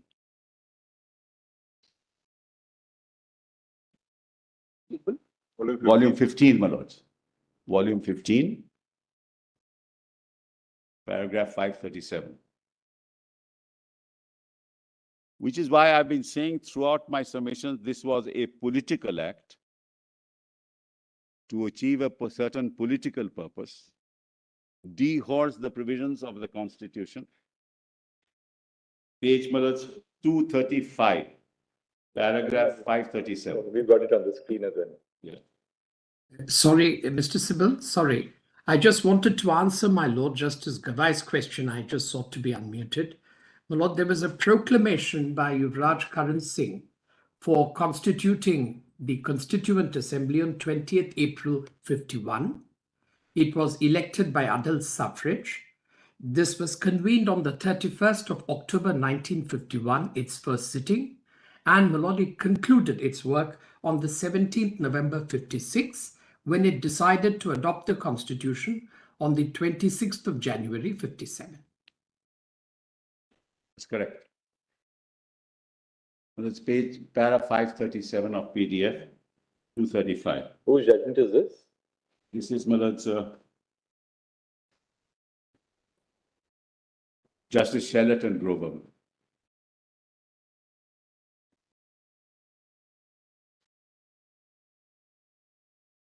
Well, the argument was that Which page are you 368 refers to procedure to You are amend. referring to page number? Page 5, PDF 235. 235. Volume 15, Mr. Sybil. I'm sorry, Volume 15. volume 15. Case law compilation. Volume 15. Case law Case compilation. law Lordship has that? No, we have got some. Page 235. It's with you, in case you want to see it on the screen.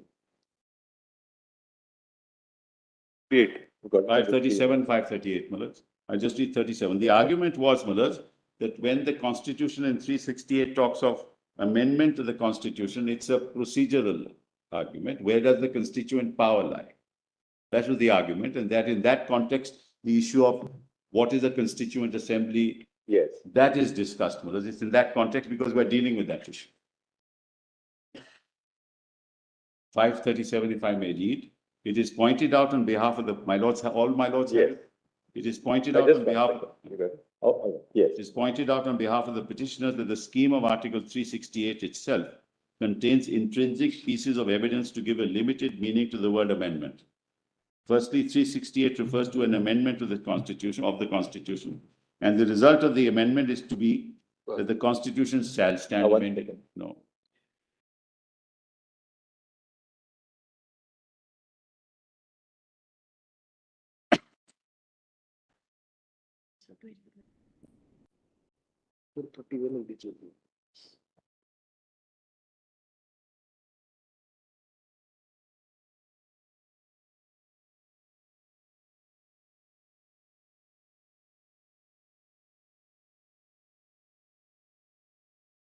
Yes, 235.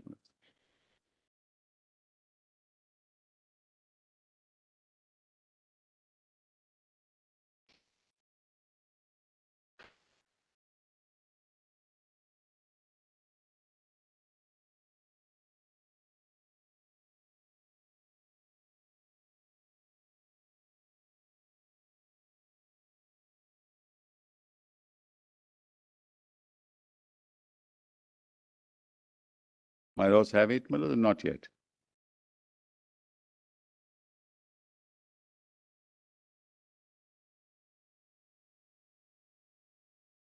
No problem.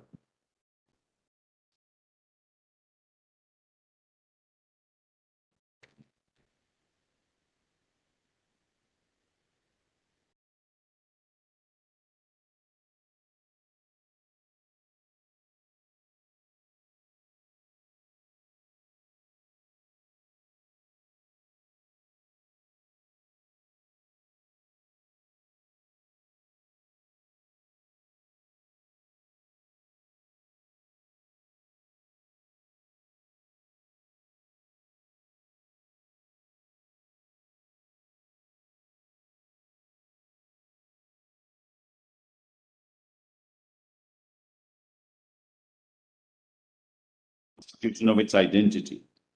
The amending power is conferred on the two houses of parliament, whose identity is clearly established by the provisions of the constitution. It must be the parliament of the sovereign democratic republic. It is not any parliament which has the amending power, but only that parliament which has been created by the constitution. In other words, it must continue to be the parliament of a sovereign and democratic republic. The institution of states must continue to exist in order that they may continue to be associated with the amending power in the cases falling under the proviso. If the respondents are right, the proviso can be completely deleted, since Article 368 can be amended. This would be wholly contrary to the scheme of Article 368 itself. Scheme of 68, because two agencies are provided for amending the provisions covered by the proviso. One agency cannot destroy the other by the very exercise of the amending power. The effect of limitless amending power in relation to amendment of Article 368 cannot be conducive to the survival of the Constitution itself, because the amending power can itself be taken away and the Constitution can be made literally unamendable by virtually unamendable by providing for an impossible majority. While examining the above contentions, it is necessary to consider the claim of the respondents that the amending power under 368 has the full constituent power. It has been suggested that on every occasion the procedure is followed as laid down in Article 368 by the two houses of parliament and the assent of the president is given, there is the reproduction of the functions of a constituent assembly. Just mark. In other words, the parliament acts in the same capacity as a constituent assembly when exercising the power of amendment under the said article. This is fundamental to the entire argument that I make.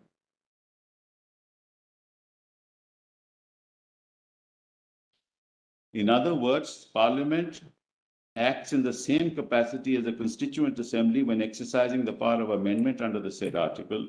This argument does not take stock of the admission made on behalf of the respondents that the entire Constitution cannot be repealed or abrogated by the amending power.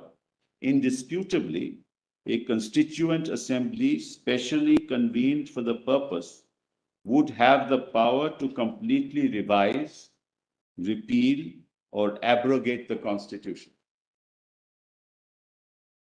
That shows that the amending power under 368 cannot have the same powers as a constituent assembly. Even assuming that there is a reference on the nature of the power being enacted, between enacting a law and making an amendment, both the powers are derived from the Constitution. The amending power has been created by the Constitution itself. It can only exercise those powers with which it has been invested. And if that power has limits, it can be exercised only within those limits. So you have a clear distinction between the exercise of constituent power and the exercise of legislative power, which is what I said in the beginning to your lordships. Parliament, while enacting a law, functions within the contours of the Constitution. A constituent assembly has no constitution in place. It has every right to do what it likes till such time as the Constitution is framed. So at no point in time in law can a legislative assembly be converted into a constituent assembly as a matter of law.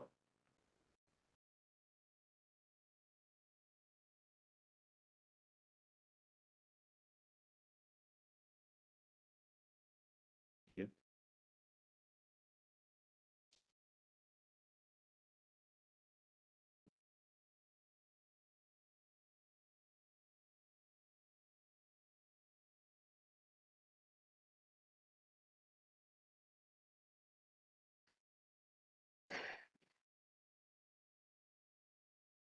Luckily, we had no Maharaja exercising his powers with us. We had Parliament doing that.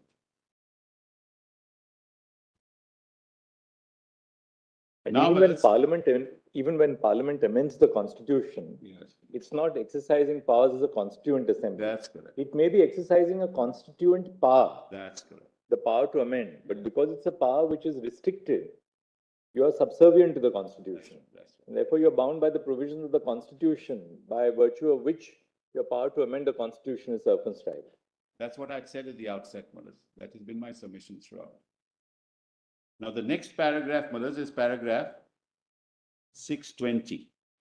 This is at PDF page 273.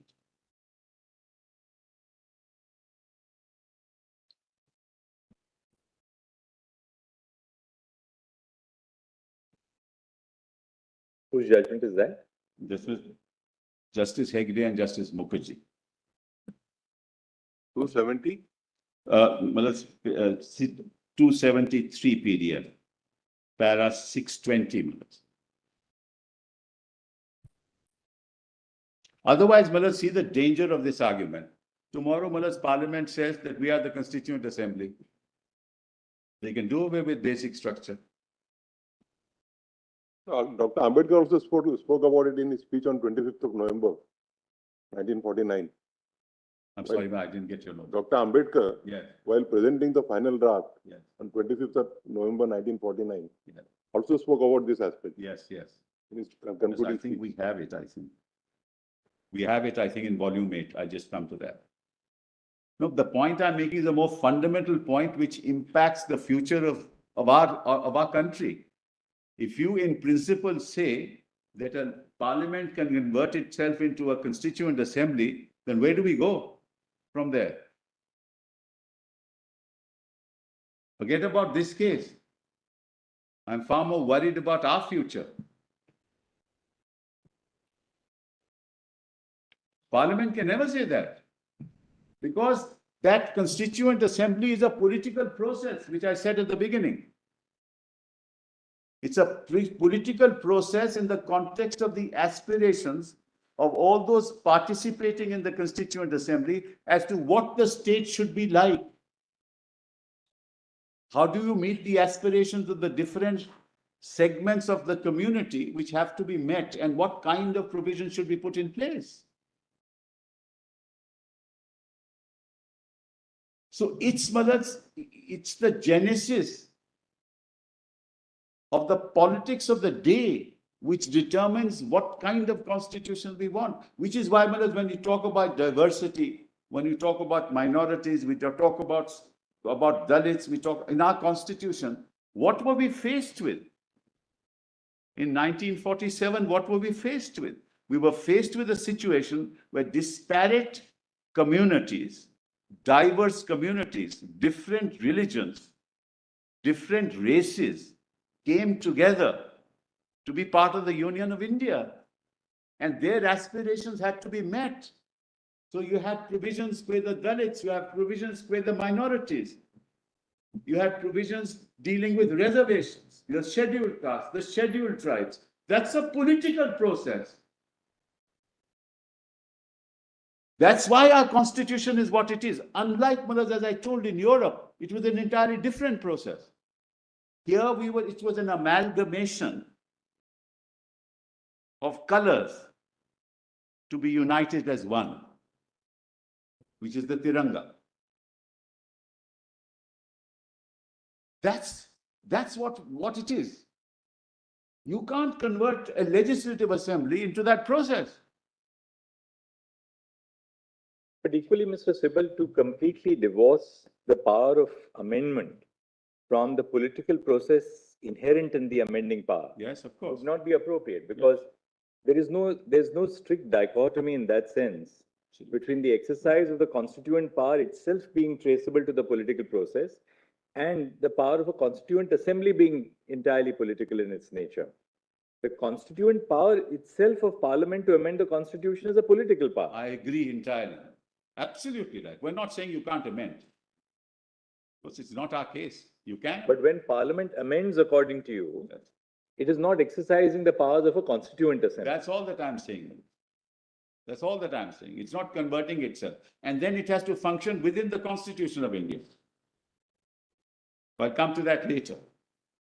We're at a stage, Mullahs, where a CO is issued. The Constituent Assembly is untrammeled. That's right.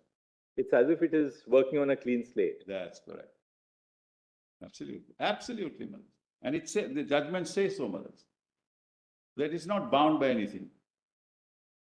Bound by the representatives of the Constituent Assembly who have common aspirations to draft a constitution for the future of the people of the country.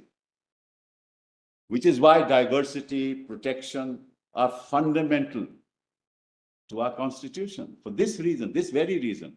So you want to take away that, that's very dangerous.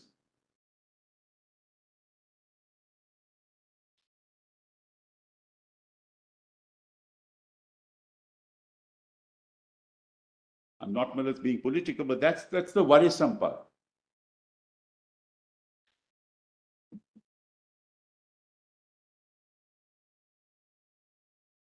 May I reach 6:20 minutes? 20. Now, coming back to Article 368, it may be noted that it has three components. Firstly, it deals with the amendment of the Constitution. Secondly, it designates the body or bodies which can amend the Constitution. And lastly, it prescribes the form and the manner in which the amendment of the Constitution can be effected. The article does not expressly confer power to amend. The power is necessarily implied in the article. The article makes it clear that the amendment of the Constitution can only be made by Parliament, but in cases falling under the proviso, ratification by legislatures of not less than one half of the states is also necessary. Normally, if you read the proviso, if you don't have the ratification, there'll be no amendment. You can't wish away the proviso. That article stipulates various things. To start with, the amendment of the Constitution must be initiated only by the introduction of a bill for that purpose in either House of Parliament. It must then be passed in each House by a majority of the total membership of that House, and by a majority of not less than 2/3 of the members of that House present and voting.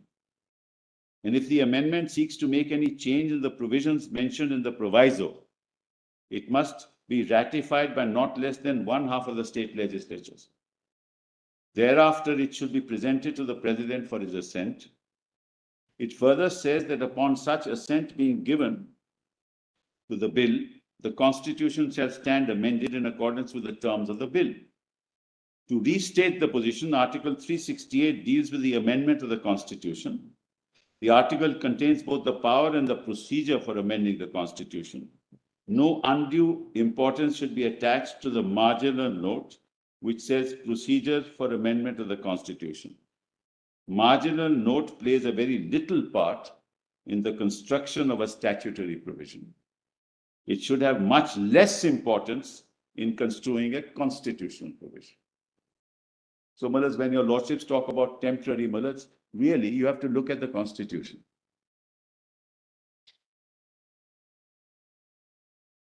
Because it had to be temporary in 1950. There was no element of permanency. It could not have been. And this is the marginal note. Give it to you. Give it to my lord.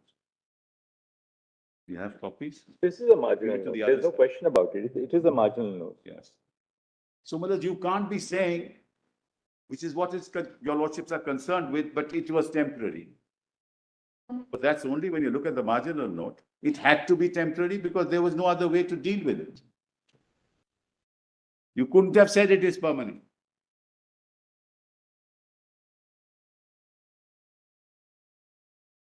There's no doubt still about the fact that this forms a part of Part 21 of the Constitution, which still deals with temporary and But those special are provisions. I'm not disputing that. These are all different provisions, Mullahs. If you, I look. They've all been clubbed together in Part 21. That's correct. But we looked at it in the context of, Mullahs, what was going to happen in the northeastern regions.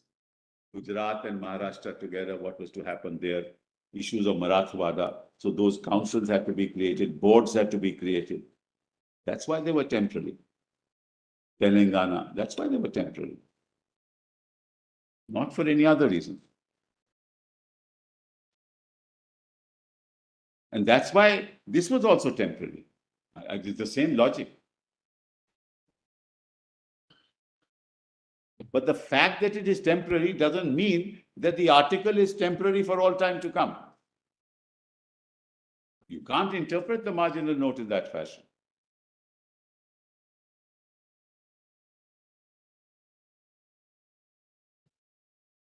So the language of 368 to our mind is, I'm sorry. 317, did it actually do? Did they actually do? They put क्या उन्होंने?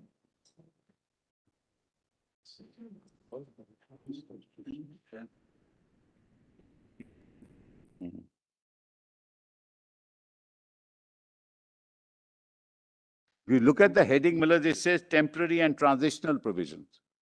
So 2 is temporary and 2 is transitional and 3 is temporary.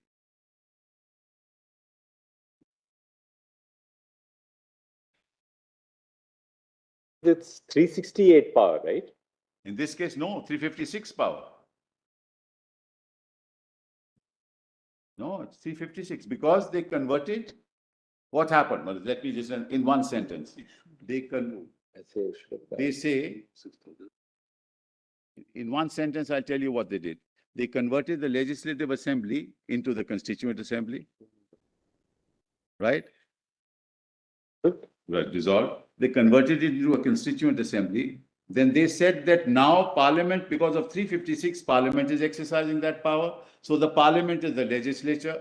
And because it's a Constituent Assembly, Parliament of India is the Constituent Assembly, and therefore we can do what we do. That's in one sentence what they did. And they recommended to themselves. So instead of clapping by 2 hands, they clapped by 1 hand. Because they exercised the power of the legislature themselves. And because the legislature's consent was necessary to give that consent to themselves, and abrogated 370. Unique, constitutionally a unique, unheard of. I will not use that expression. A procedure that is unknown to law. Because the objective was entirely different. And I've been saying that from day one. That's how they brought in the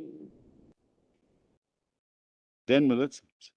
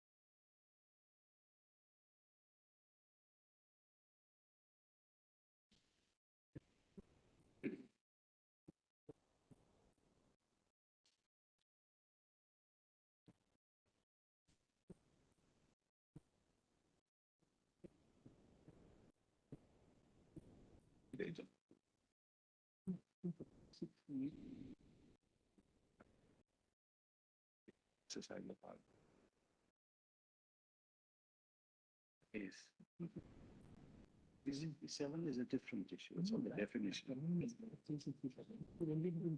I don't think so. Discuss that.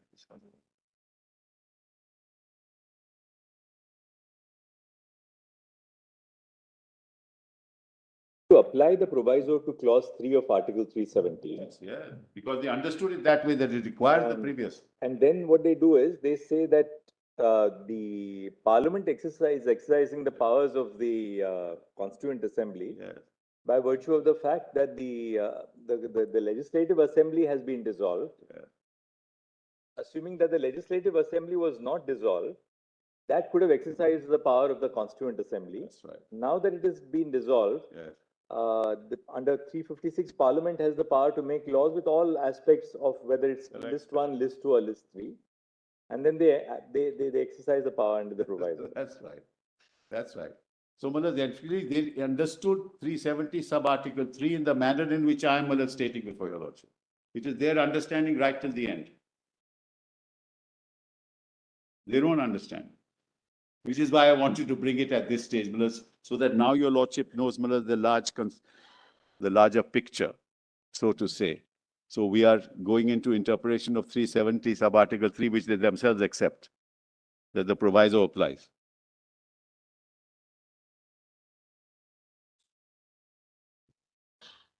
No,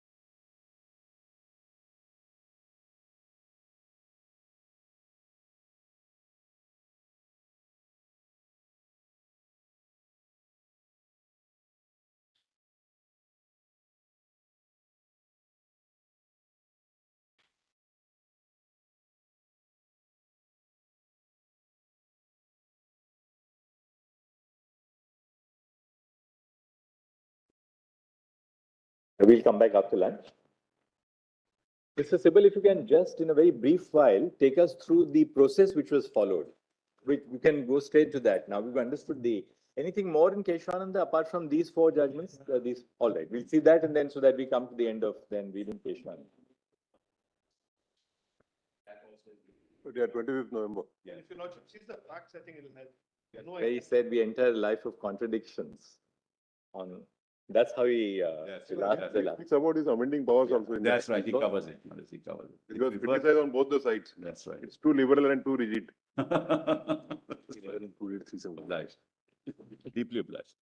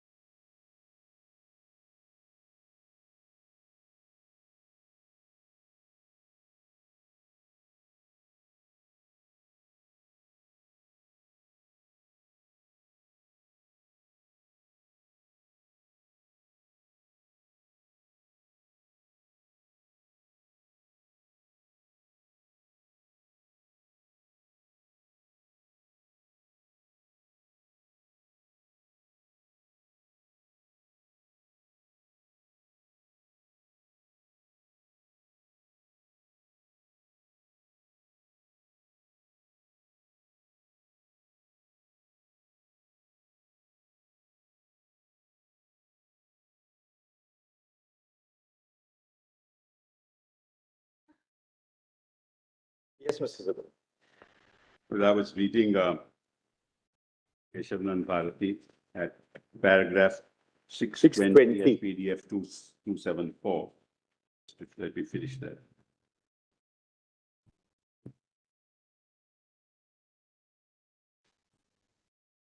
So they talk of the marginal note that I was reading.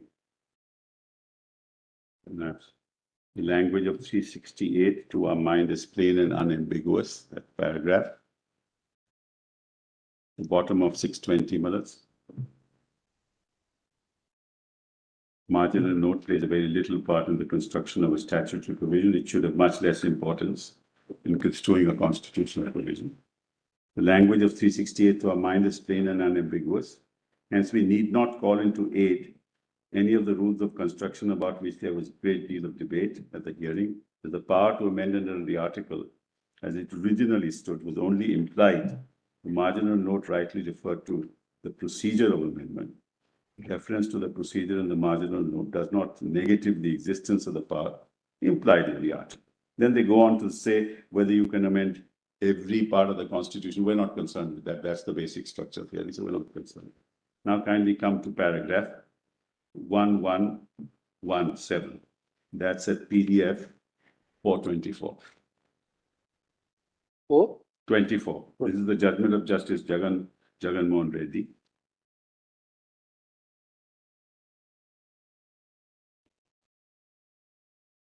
Page? Paragraph 1117, page 424, PDF 424. Where reference is made to Dr. Ambedkar's speech. That's a very interesting observation. 424, you said? 424 PDF, paragraph 1117.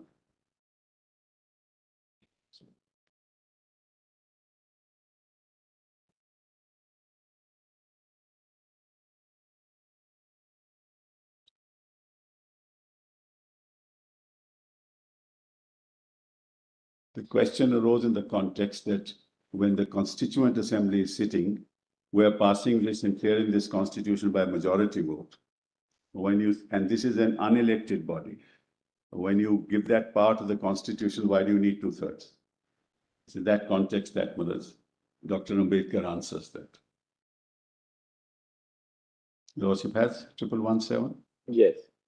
My Lord Justice GAVAI, Justice KAUL. Yeah. Reference may also be made to the fact that during the debates in the Constituent Assembly, it was pointed out that by many speakers that assembly did not represent the people as such because it was not elected on the basis of adult franchise. And some of them even moved resolutions suggesting that the Constitution should be ratified by the people. Both the claims and demands were rejected. Dr. Ambedkar explained that, and I quote, "The Constituent Assembly in making a constitution has no partisan motive. Beyond securing a good and workable constitution, it has no axe to grind. In considering the articles of the Constitution, it has no eye on getting through a particular measure.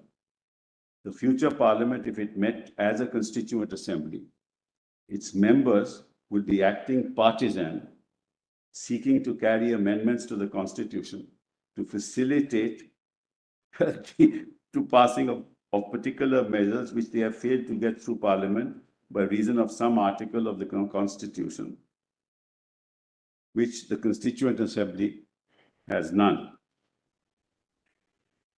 That is the difference between the Constituent Assembly and future Parliament.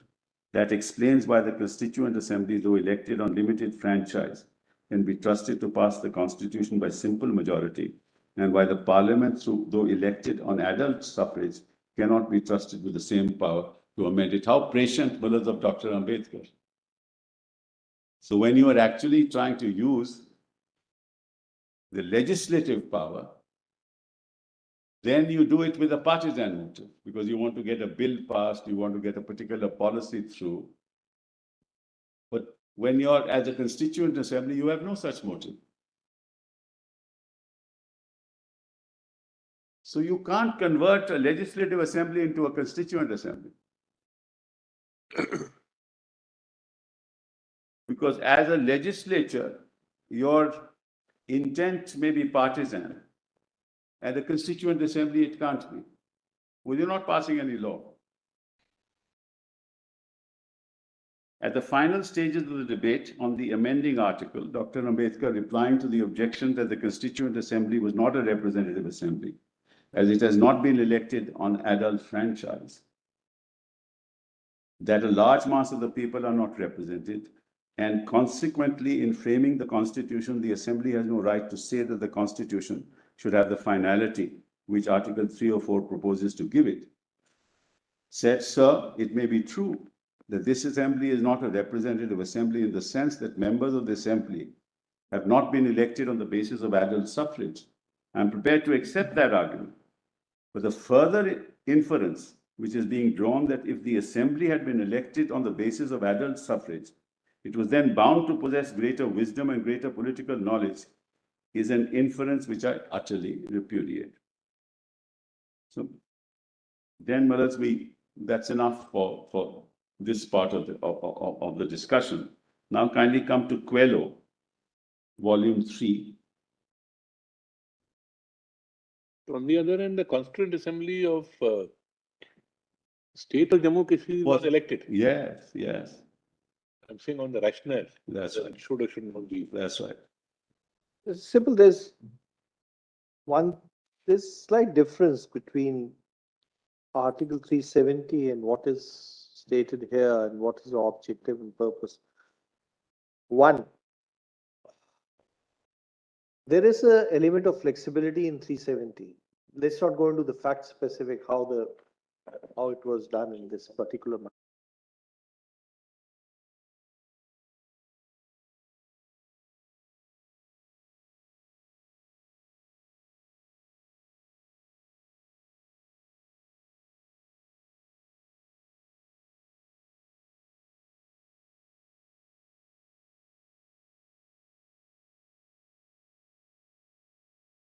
In the form of whether it's consultation or with prior with acceptance incorporate and become part of it. So when we read the proviso to clause 3, at the time when the constitution was adopted, obviously there was no constitution of J&K. No, and no Constituent Assembly. And no constituent assembly.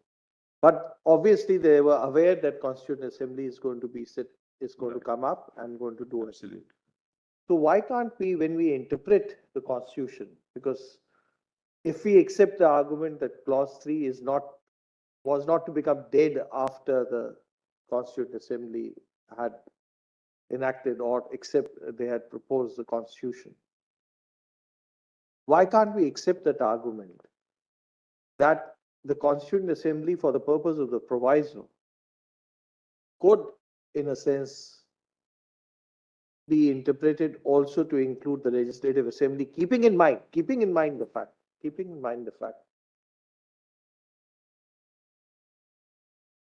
that the Parliament could have very well amended the Article 370 also. No? Number 2, that if the objective was not to close or not to put the Article 370 in a straitjacket, which is obviously clear, it's a flexible article in the sense that you could, whether it's clause D or it's B1 or B2, you could keep on adding up to it, and the orders passed reflect that. That's nothing to do with 370 sub-article 3. There's no flexibility there. Where's the flexibility? So it is incorporated in 3.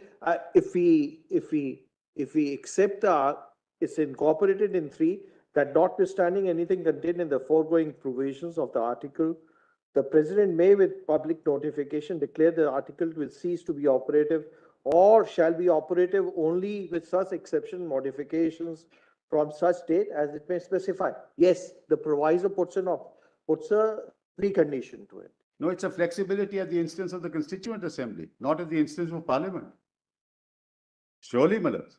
But then, when we are reading the term Constituent Assembly for the purpose of the proviso, At that time, when it was enacted, it was in But they 1949. contemplated it, Malaj. They contemplated it. Why would they add the word Constituent Assembly in 370 when it was not? Because in at place? that time, we didn't have any legislative assembly for the state of J&K. No, correct, but you had the orders. Well, I don't understand. The flexibility at the instance of the Constituent Assembly, but this power is given to the Constituent Assembly, not to the legislature. It's not flexibility at the hands of Parliament or the legislature, because 147 says there's no flexibility there at all. So there are two parts to it. First is whether the Parliament could have done it. That's a separate argument. But when we interpret the term Constituent Assembly for the purpose of the proviso to clause 3, can we, by implication, because at the time when the Constitution was enacted, at that time there was no legislative assembly for the state of Jammu and Kashmir. Is that factually correct? Answer is yes. Yes, of course. So then, when we interpret the term over here, can we interpret it to include the legislative assembly? But Manas, how can you interpret a term in a constitution which says Constituent Assembly as the Legislative Assembly? I don't understand, Manas. Under what concept of interpretation of the Constitution will you do that? There is no implied power. There is no express power. I mean, you can change any definition of any provision of the Constitution. That may not be, that will be it. Look, the term Constituent Assembly, when it is used in the proviso to clause 3, at that time, there was no legislative assembly. For the purpose of framing the Constitution that the Constituent Assembly is formed.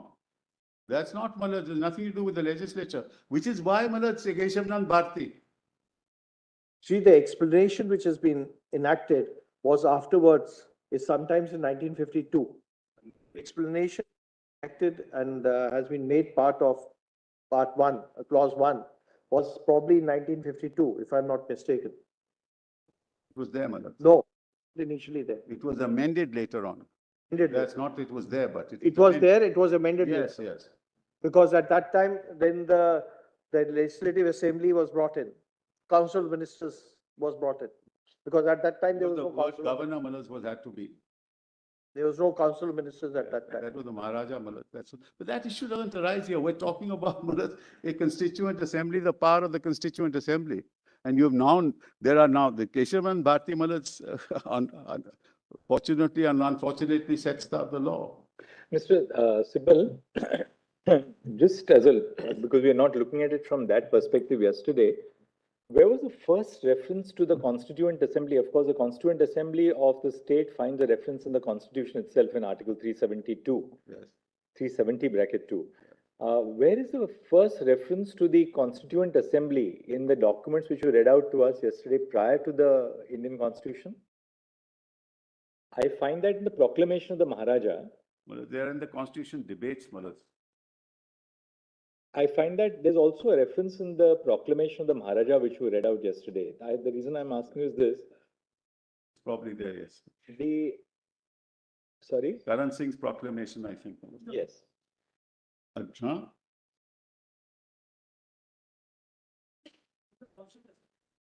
I've already mentioned that in the Constituent Assembly debates. Iyengar, Malad, your Lordship will remember. Yes. I quoted Malad's Yes, volume 8. All there, Malad, yes. Page 117. Yeah, Mr. Gopal Swami Iyengar's. Yes. No, because when the Maharaja made the proclamation, when the Maharaja issued his proclamation on 5th of March 1948. It was contemplated by the Constitution and the Constitution makers that there would be a Constituent Assembly which would come into place, which happened in 1951. Right. That's what happened. What happened first was when the Maharaja made his proclamation in 1948, he spoke of a National Assembly. Yes, absolutely. Right? He says, my Council of Ministers shall take appropriate steps as soon as restoration of normal conditions have been completed to convene a National Assembly based upon adult suffrage. Then 5, the Constitution to be framed by the National Assembly shall provide adequate safeguards for the minorities and contain appropriate provisions guaranteeing for the freedom of conscience. Right. Now, what appears to have happened was that before elections were held, by adult suffrage, they composed the Constituent Assembly. That's how the Constituent Assembly Yes. came into existence. Now, your whole argument is, of course, that, what is to be done by a Constituent Assembly cannot really be done by a Legislative Assembly, and therefore less so by the central government assuming the character of a Legislative Assembly under 356. That's the... what happens then if there is no Constituent Assembly? I'm sorry, Mal? What happens if there is no Constituent Assembly? Do you have to create a Constituent Assembly afresh? Well, that is precisely between 1948 consultations, your lordship will No, remember. now what would happen? Suppose they keep aside the procedure which they followed. We're keeping that aside for a moment. Correct. 373 postulates the Constituent Assembly has to give its Right, recommendation right. on any proposal for abrogation. Right. Suppose the president were to move a proposal for abrogation. According to you, how would that be effectuated now, say in post-1957 India? So, let me answer that in two parts. Number one, what my lord is putting to me is in 1948, they contemplated a National Assembly. Right. But your lordships must remember that those were years between 1948 and 1950, especially after 1947, after the Instrument of Accession was signed, Mullah. After the Instrument of Accession was signed, those were transitional periods. And when the Constitution came to be framed, there was a dialogue between the state of Jammu and Kashmir, that then stood through the Maharaja, and the government of India. And both of them decided that we will put this into the Constitution, that is 370, use the term Constituent Assembly, and you will then set up a Constituent Assembly to frame the Constitution and decide what you want to do. You must understand the historical context in which this happened. This has not happened in an isolated fashion. The Parliament of India, the Constituent Assembly in India, framed a constitution which included a provision for a Constituent Assembly of Jammu and Kashmir. Surely that was not an isolated act. This happened in consultation and in agreement with the then Maharaja. And the J&K Constitution contemplates that this Legislative Assembly will have no role in regards to the amendment of the provisions of the Constitution relating to Article 370. Otherwise, they would not put that phrase. But then how would that, what sort of a next question is, supposing there was no constituent. That's the next how question. do we, then what Well, constitutional if there was no mechanism would be envisaged then? If there were no Constituent Assembly and your lordships were sitting in 5, I would answer that question, but luckily we have a Constituent Assembly. Because I can't answer a hypothetical question as to what would How have would you then put into place the constitutional machinery? Because there has to be machinery. It can't be that, because there is no Constituent Assembly, because there is no Constituent Assembly, you cannot at all deliberate on a proposal for abrogation or modification of Article 370. Your lordship is putting to me, supposing the Maharaja refused to have a Constituent Assembly. No, take 2019. I'm sorry? Take 2019. Yes. When the Constituent Assembly has been convened, the Constituent Assembly has drafted the Constitution. Yes. Therefore, its role has come to an end. There is no Constituent Assembly. Correct. 2019, the government the president wishes to modify Article 370. Yes. Now, we've seen the process which they followed. Yes. What, according to you, would have been the constitutional process to... No constitutional process, because the Constitution of Jammu and Kashmir said in terms in 147 that no such bill can be introduced in the legislature. By them. By them. I'm talking about, no, by them, where the Constitution as it applies to the state of Jammu and Kashmir, which is part of the law applicable in Jammu and So, Kashmir. according to you, no constitutional procedure shall be initiated for abrogation of Article 370 at all. I've been saying it's permanent. Why do you, Mullah, I've been The saying? argument is that after 1957, Yes. the president ceases to have any power under Article, sub-article 3 That of Article. power was temporary between 1951 and 1957. Where do you get that power from? You see, the point is, Malaj, at that time it was temporary because there was nothing in place. After 1957, sub-article 3 has become OTOs now. Yes, no, Malaj. It can happen as a political decision. The Jammu and Kashmir government and the legislature of the state unanimously did what, and they merged. That's another issue altogether. So, Mr. Sabal, according to you, neither the assembly can do it, Yes. nor the parliament can do Yes. it. Yes. What you are saying is, while other provisions of the constitution may be capable of amendment through a process envisaged for amendment, Yes. other than, of course, if it is hit by basic structure, Correct. this is one provision which can never be amended. Well, and let it put it differently. Well, let me put it, under what power will this take place? Let's assume, Manoj, they can do it. If my lord put the question to me, under which provision of the constitution can they do it? Having a permanency, the whole concept is that constitution is also a live document. At some stage, can we say there is no mechanism whatsoever for ever changing it, even if everybody wants to change it, and it doesn't affect the basic structure? Then to say that if suppose all of Kashmir wants it, hypothetically, Then a political act can be, but there can be a political act. And those negotiations. Clause 1 is the answer to this. 370 clause 1, bit by bit, modifications, exceptions, applications have come. Now, and one important thing your lordship may note is it's completely irreversible. Because it's completely irreversible, all those parts which have now been brought in, they cannot now reverse. So part 3, for example, have come in with Can modifications. Parliament not have amended the constitution exercising the 368 power to abrogate 370? No. Which means, therefore, that there is a provision of the constitution, apropos what fell from Brother Justice Kaul, that according to your submission, there is a provision of the constitution which lies even beyond the amending power of Parliament. That's right.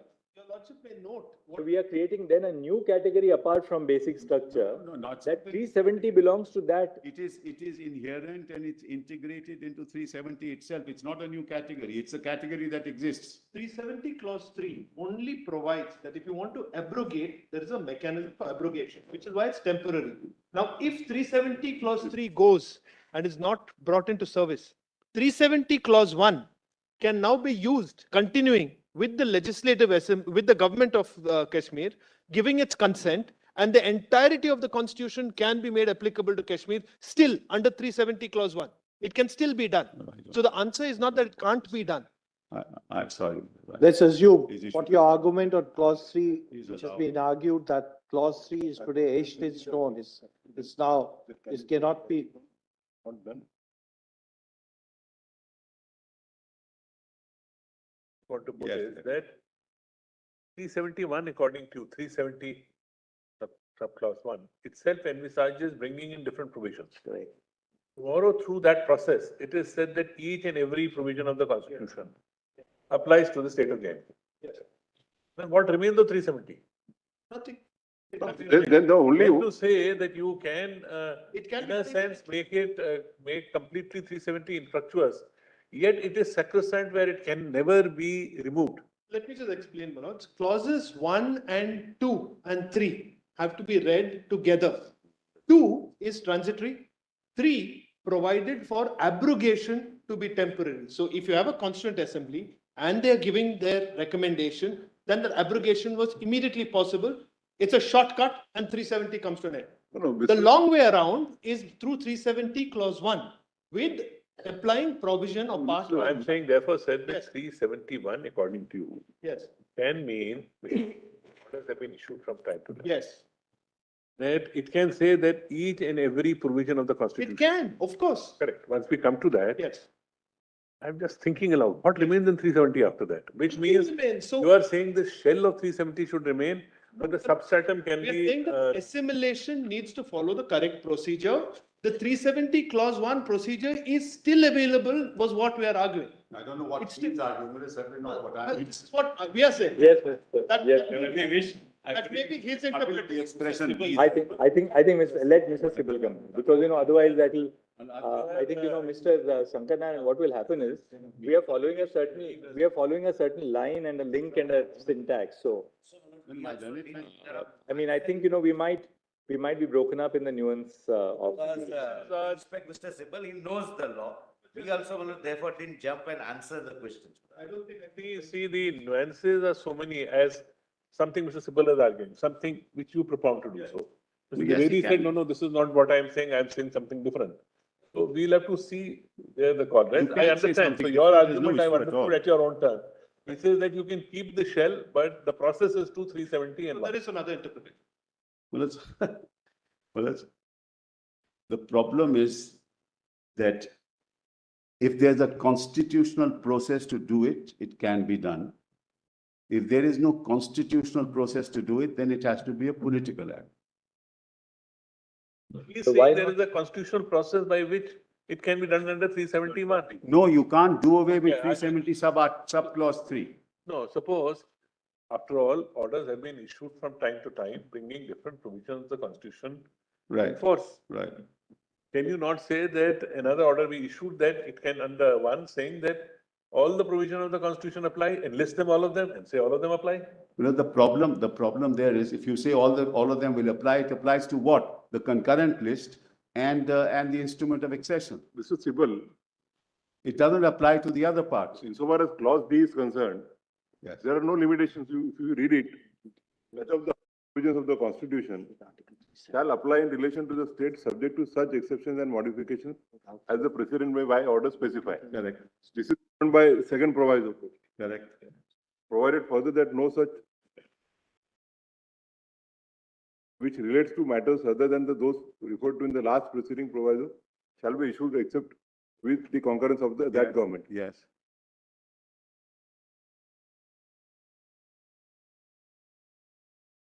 The treaty of accession, defense and commerce That's and so on. correct, that's correct.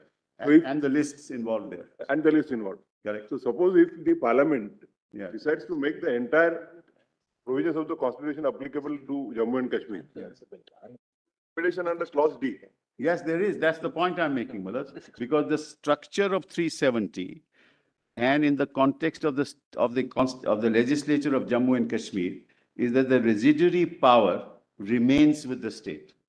Because the distinction is that insofar as those powers Concurrent under- list and instrument of accession are two separate things, but there's no issue there. They can do it, both under 371, no issue. insofar as instrument of succession, those Only entities are four- only concerned, four items. Their only requirement is Consultation. Consultation. That's correct. Insofar as the clause D is concerned, the requirement is more stringent and concurrence is required. That's list 3, Malad. That's concurrent list. Residuary power is always with the state. That's the problem. That can't be done by any process. Even under 370 sub-article 1. That's the problem. But I see the point that my lord is making, that look, once the Constituent Assembly is over, then of course there's a status quo, it can't be changed. This is what my lord is putting to me. Yes, there is, but then we have to find a constitutional procedure through which it can be done. Not amount to equating it with the principle of basic structure itself, that it can never be done. Like you cannot, and that also through a judicial pronouncement, No, the but philosophy of Let's basic structure. all right, let's not talk of 2023, Madad. In 1950, what was the position? This was the position. That it can't be done. No, but prior to the basic structure doctrine itself, it could be done. Parliament, no, how this- can we say that Parliament could not have exercised its plenary amending power This is not basic. to abrogate Article 370? This is not basic structure, Madad. This is a compact between one sovereign and another engrafted in our constitution. It's a constitutional compact. Then what happened? Unlike other states where Junagadh, Malad, he didn't agree, you know, as a political act, you took over Junagadh. He ran away, the Maharaja ran away, But Malad. that, Mr. Sibal, I think we are treading on thin ice, because the moment we say that this was just a recognition, this was a recognition of a compact between one sovereign state and another which forms a part of our constitution, then such a sovereign compact is capable of being overridden That's all right, Malad. So then we could. by the sovereign of the succeeding state. That debate is a separate debate which doesn't arise in this case because there's a procedure that they have followed. That debate doesn't arise here, Malad. We're not talking of that at the moment.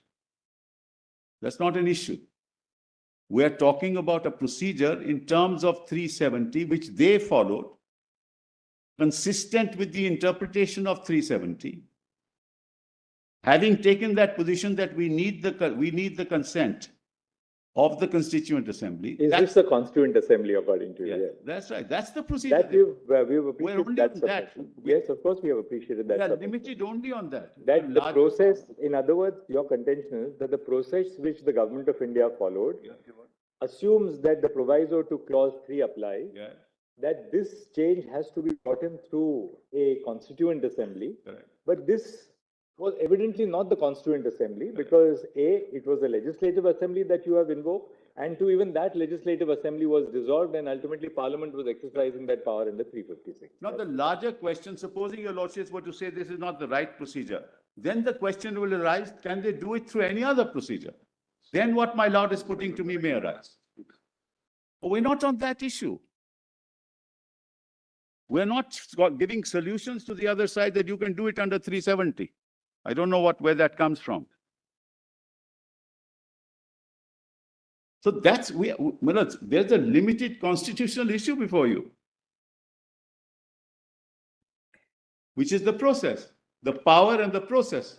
The power is in 370 sub-article 3. The process is what they followed. Can they do it under 370 sub-article 3? And is this process right? That's the limited issue that your lordships have to decide. If there are other processes available under the Constitution, if they follow them, maybe, but that may be valid, may not be valid, but I can't answer that question in a vacuum.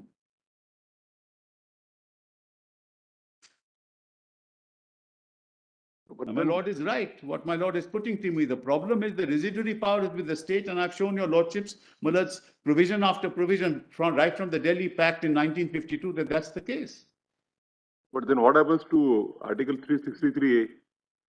350? 363A. Because that also earlier the recognition was on the basis of the pact between the various princely states and different. Mullah, those pacts were there, recognition granted to rulers, but Mullah, either they completely assimilated themselves into the union and be part of a state, or they were taken over. Either Hyderabad or Junagadh. on the basis of certain agreements between the states and the princely Correct, states. but those agreements were different from this agreement. Mullah, your lordship is right. If it were that kind of agreement, then your lordships would apply those standards and those principles and those judicial dictums which your lordships applied. We're not on that. Here your argument is that unless the views of the entire populace of the Jammu and Kashmir are taken into consideration, the abrogation of 370 can't be Yes, searched that upon. can be done. But that's then the negotiations were not between the elected body, the negotiations were Because between the princely state and the union. correct, and that was accepted. That very thing was accepted by the then constitution makers. So, whereas we can't go into So if what was accepted, insofar as the other states are concerned, it could be taken away by 363A. correct, but that was not the position as far as Jammu and Kashmir is concerned. I'm not saying anything. I agree with what my lord is putting to me. But how do you change the constitutional structure? There must be some power. You can say that you can do a political act. Today you say, look, forget about all this. We take over Jammu Kashmir. Fine. 363A was done under 368. Yes, you can do that. But point today is, that's not an issue before you. You're not going to answer an issue which is not, with respect, the greatest respect, which is not before you. You're not going to find a power for them which doesn't exist and which is not followed.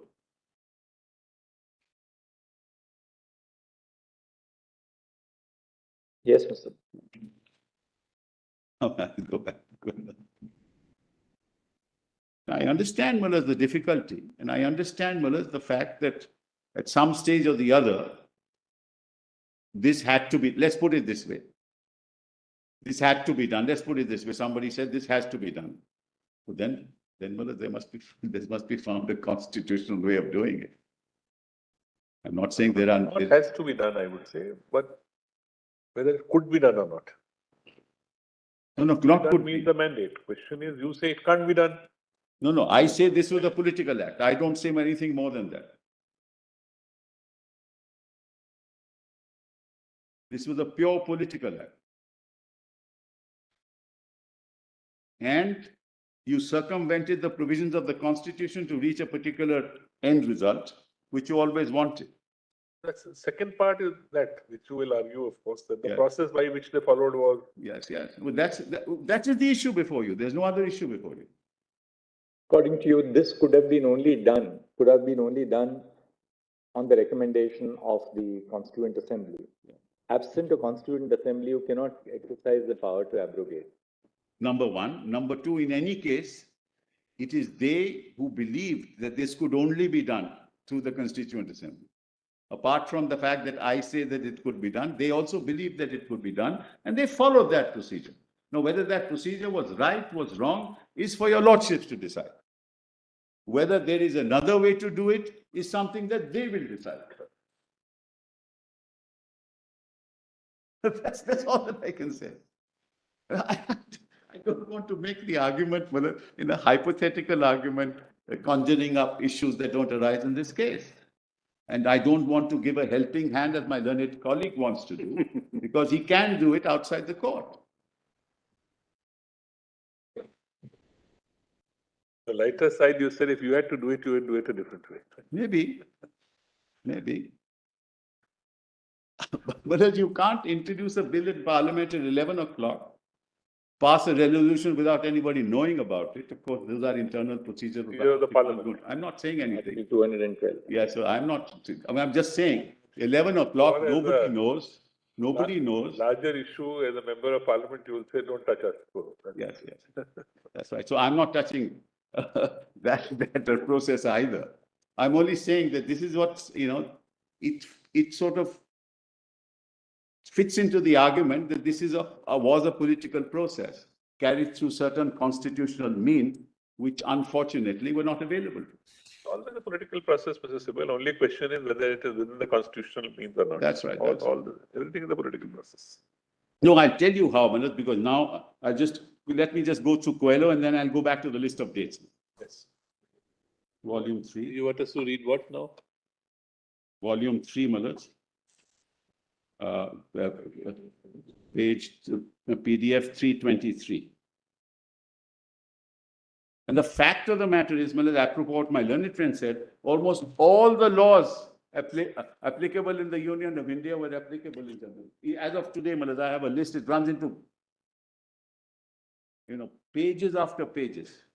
Everything has been adopted, apart from other than the residuary power. Everything is adopted. Everything.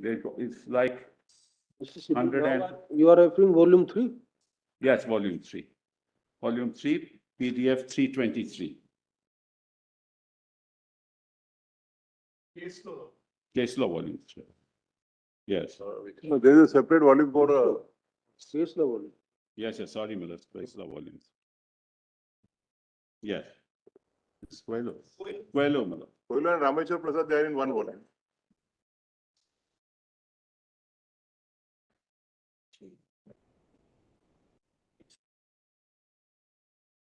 Yes, leading Coelho, para 54, PDF 323. 323.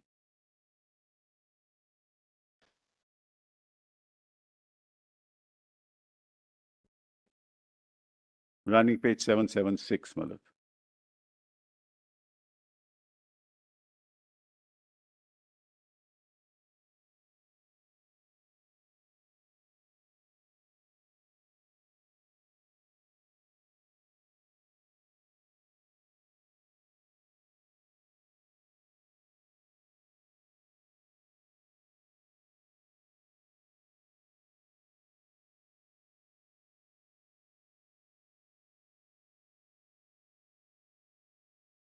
Yes. 323, para 54.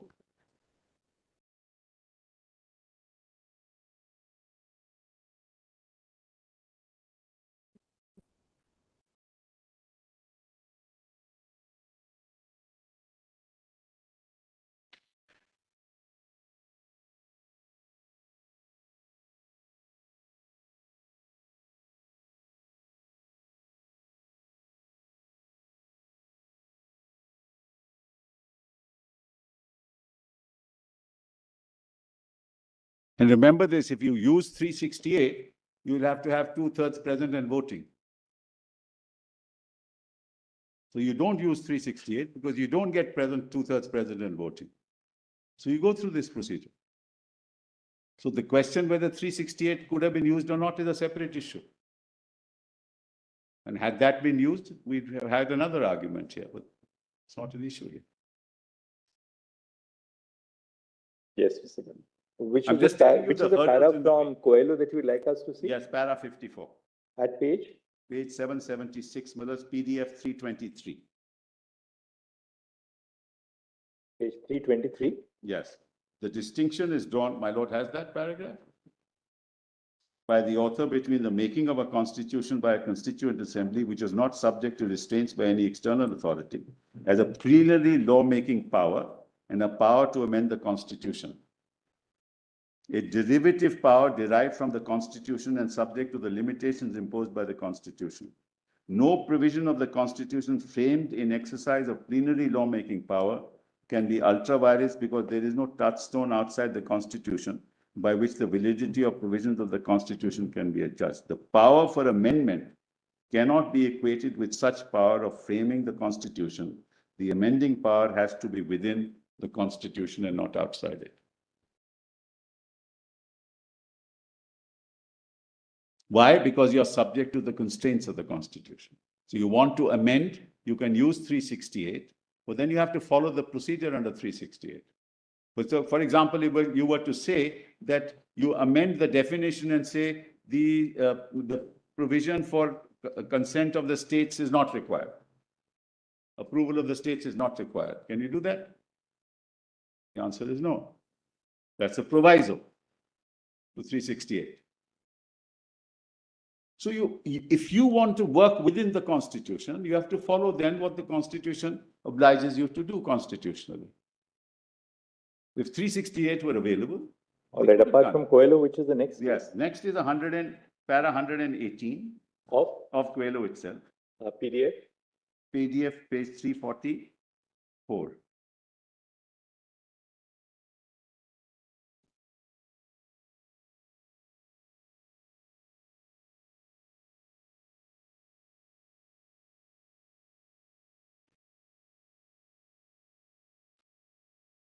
We have I'm sorry, para 180.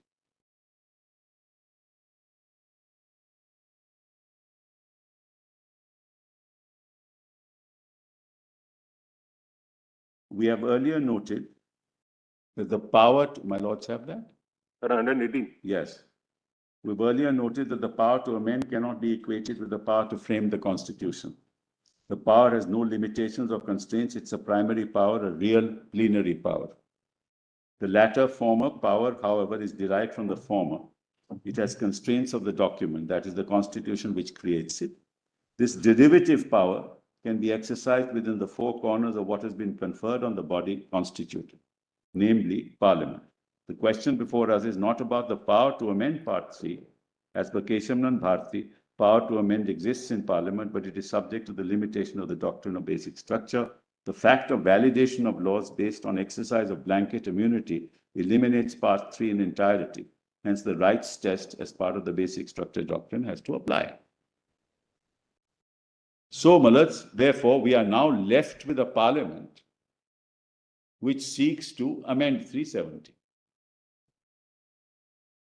So, therefore, it has to work within the constraints of the Constitution. That's what we're concerned with. We're not concerned with any other interpretation of the Constitution. So now we go back, Malas, to the list of, yes, the Ambedkar statement is volume, yes, document volume 8, PDF page 26. Yes. Volume 8, documents volume 8, PDF page 26. Let's quite frankly, PDF page? 26.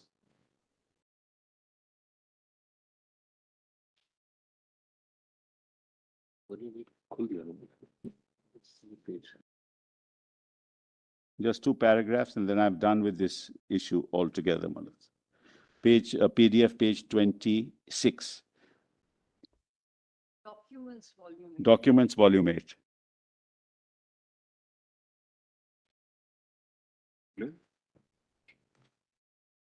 Eight.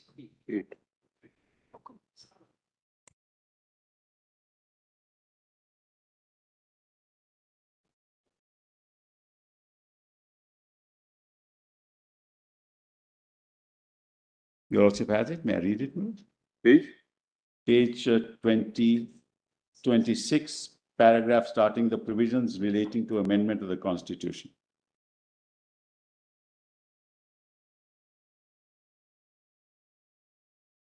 My Lord Justice Surya has it. Yes. My Lord Justice Kaul has it. Yes, sir. The provisions relating to amendment of the Constitution have come in for a virulent attack at the hands of the critics of the draft Constitution. It is said that the provisions contained in the draft make amendment difficult.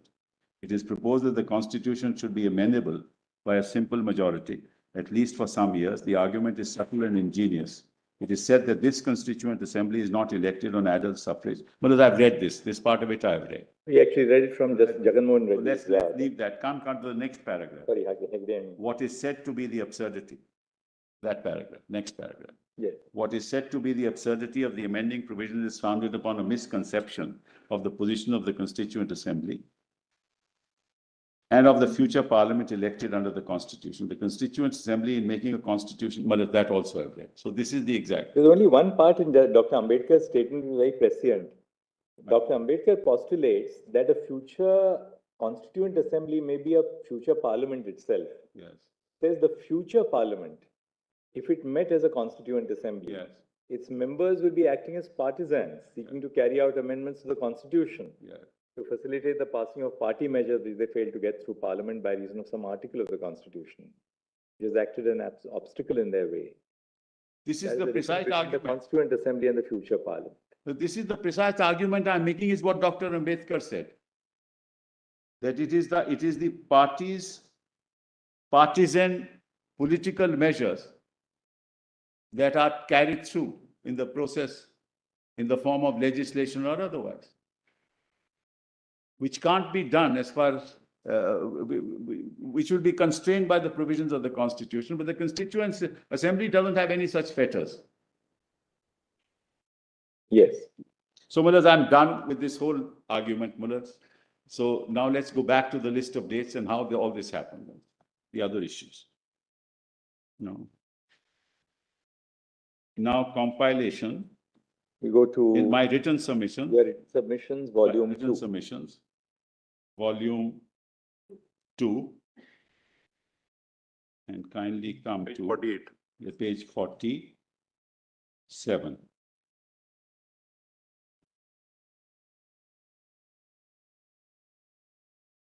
Yeah. Huh? Yes, where is that? Yes. These are list of dates. List of dates kindly come to Volume, PDF written 47, submissions. item 57. Submissions.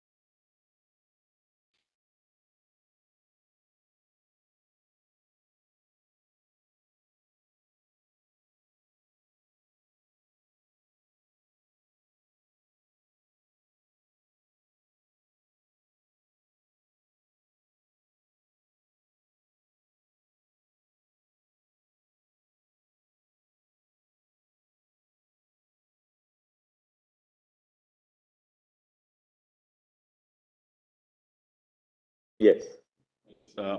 Item 57, PDF 47 in my list of dates, volume 2 of the written submissions. Well, that's 20th of June, 2018. Section 92. That we saw, Mr. Sibal. Yeah. That we saw, you read out section 9. That's right. No, but what's important is the date. On the 19th of June, a political party in coalition with another party which was in government withdrew support. That is not in your list of dates? Yes, you just kindly note that. It's in the proclamation. 19th of June, 2018. Yes, well, it's BJP withdrew support from PDF, PDP. Before the serial number 57, no? Yes, yes.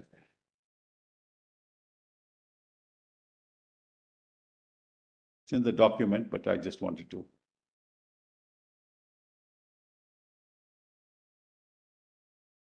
It's the proclamation. Let's see that. Yes, Mr. Sibal. Now, let's, so he issued, the governor on the next day issues a proclamation, which is also quite curious. That we find at top of page 48. Your lordships may look at Millard's PDF page 85, volume 3, the proclamation itself. Anything turns on it? I mean, in the sense to read it. I mean, you've paraphrased it, I guess. Yes, I have paraphrased it. Is there any particular Nothing. sense? The provision Not permitted the necessary. governor by proclamation to assume to himself all the powers and functions of the government of the state. Such a proclamation in one terms of 92.5 required concurrence of the president, and under 92.3 would cease to operate within 6 months, which I've already mentioned to your lordship. We need not go into. This is the power corresponding to 356, which is vested in the governor. That's right. That's right. But here it's vested in The the governor. governor, independent of the council of Of the ministers, council. which I mentioned to your lords. It's a very, very unique power. And the council of ministers was suspended in the process. Malas, he didn't even wait for a day. I mean, it's normally speaking, what would happen, Malas? A governor would wait for other political affiliations to take place to form a government. That's also part of political process. I'm sorry? That's also part of political process. That's precisely what I'm saying, Malas. But why do you think I've been saying this? Why would a governor do this on the next day, Malas? Yes, then what happened? Well, then, so he does this, so 6 months were to expire. Then, there is some controversy, and I just tell your lordships orally that controversy is. According to the PDP, and I think somebody else will argue that, I'm not arguing. According to the PDP, they send a fax to Srinagar that they have the support of the National Conference and they are willing to form the government. The governor says he never received the fax because he says that he was in Jammu and the fax was sent to Srinagar. So Malas, on the 21st of November, the next day, he dissolved the assembly.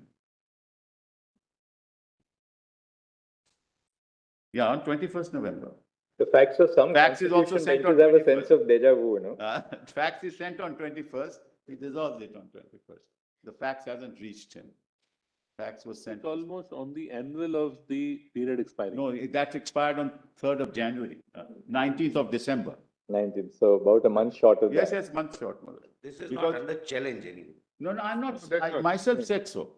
I myself said that that is an issue which. So he dissolves the legislative He assembly. dissolves the legislature. Now, Malas, you can't dissolve without the Council of Ministers. 36, 38 and 92 are his only powers. He has already suspended the Council of Ministers. He dissolves it. Without the aid and advice. Nothing. Why do you think I've been saying continuously that this is a pure political act? The governor and the government were acting in tandem. They wanted to get rid of 370. Toss it out. Why would any governor do that? Why would the governor on 20th of June, after withdrawal of support on 19th of June, suspend the assembly? Don't allow any political affiliation and parties to take place so that a new government can be formed. Which is the power of dissolution under the constitution, just for the cross. Yes, 53. Section 53 of the Constitution of Jammu and Kashmir gives that power of dissolution, not part of the exception given to the governor with reference to his powers that he can exercise without the aid of the Council of Ministers.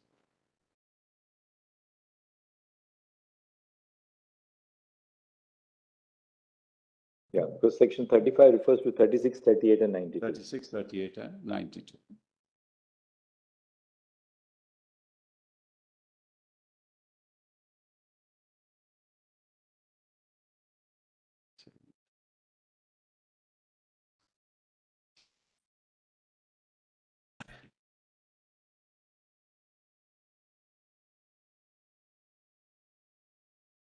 The process, according to me, when you are interpreting constitutional provisions, is as important as the substance.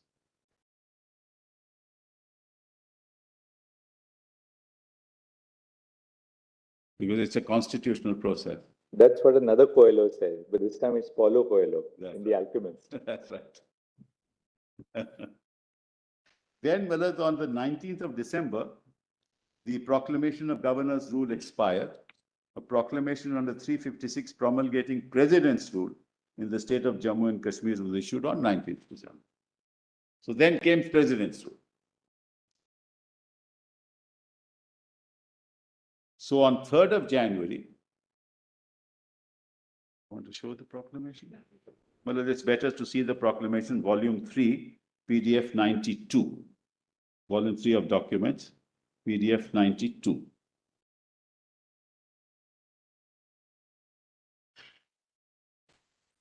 You want us to look at this, Mr. Sibyl? PDF? So you want to? Yes, I do. Let's see that, Malad. It's important, because that's a very important provision. It has huge implications as to what happened later.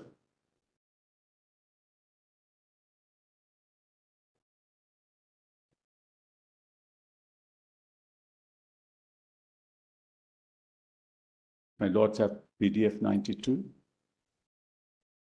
PDF? 92, Malad. Volume 3 of the document. Justice GAVAI, Justice KAUL. Yes. Justice Surya. Yes, it seems good. Yes. The following proclamation by the President is published. I, so and so, have received a report from the Governor of the state of Jammu and Kashmir, and after considering the report and other information received by me. Well, it's all Governor's rule. Kindly see, Malad. It's all Governor's rule from 20th of June right up to this date. There's no Council of Ministers in place. There's no government in place. But he sends a report that the government cannot be carried out. Where is the basis for any of that? There are no negotiations. There are no communications.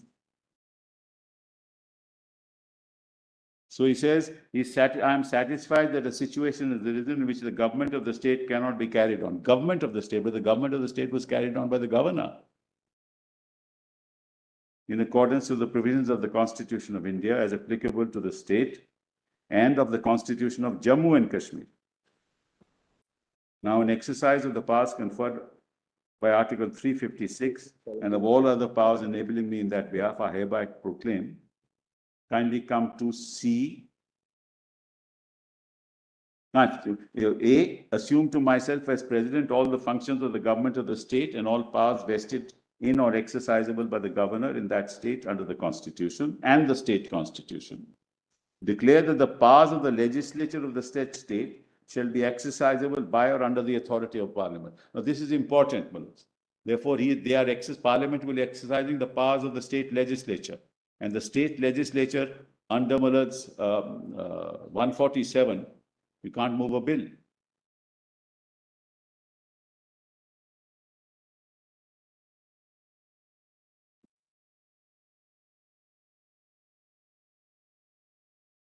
Which is what Ambedkar said, which is what Keshav said, that you can't do this. You have to be confined to your powers and responsibilities under the Constitution under which you're acting. So, declare the legislature of that state shall be exercisable by or under the authority of Parliament. Make the following incidental and consequential provisions which appear to me to be necessary or desirable for giving effect to the objects of the proclamation In exercise of the functions and powers assumed to myself by virtue of Clause A of this proclamation, as aforesaid, it should be lawful for me as President of India to act to such extent as I think fit through the governor of the said state, the operation of the following provisions. Now, this is very important, of the Constitution and of the state constitution are hereby suspended. Under what power? So much of the first proviso to Article 3 of the Constitution as relates to the reference by the President to the legislature of the state, and the second proviso to that article, so much of Clause 2 of Article 151 of the Constitution as relates to laying before the legislature of the state of the report submitted by the governor, by the Comptroller and Auditor General. Now, what they did was they took away the proviso to Article 3. Under what power? You can't amend the Constitution in virtue of your power under 356. Now, let's see what the proviso to Article 3 of the Constitution says, Mullahs. Kindly have a look. Kindly give it. Volume 1. Constitution, Volume 1. Documents, Volume 1. PDF page 186. Sorry. 65? PDF page 65.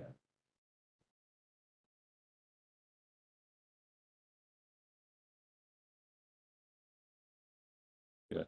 Yes. Yes. One second, hold on. So PDF page 65. This is an amazing piece of handiwork. It's a mosaic of illegalities. Attractive enough to be junked.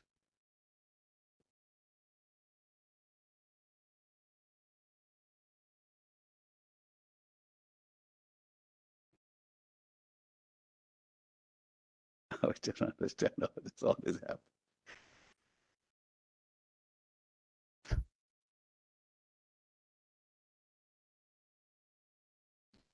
There must have been great constitutional advisors, Mullahs, who would have thought of this very complicated handiwork,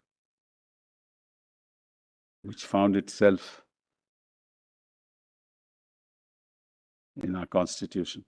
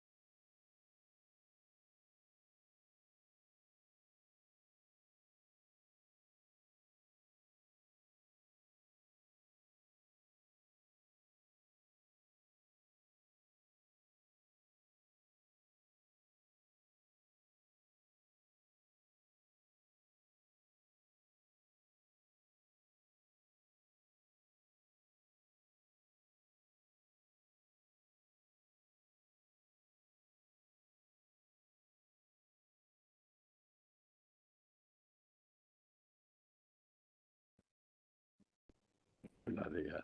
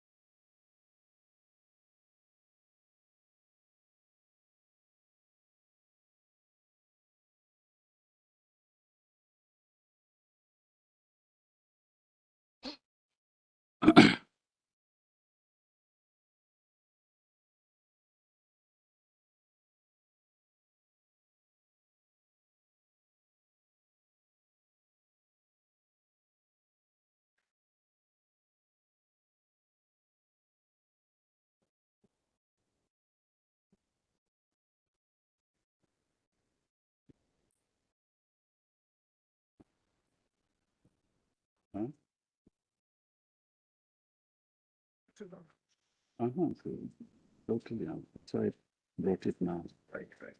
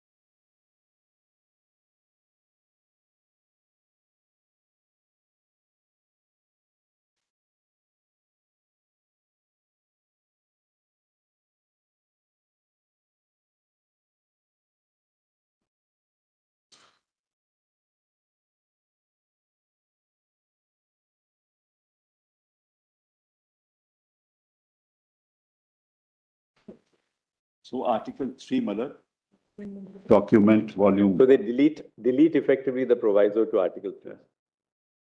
But, Mr. Sabal, at the end of it all, I mean, of course, this has the optics about the way it was done. But there's no challenge to anything that was done. All this is not under challenge here.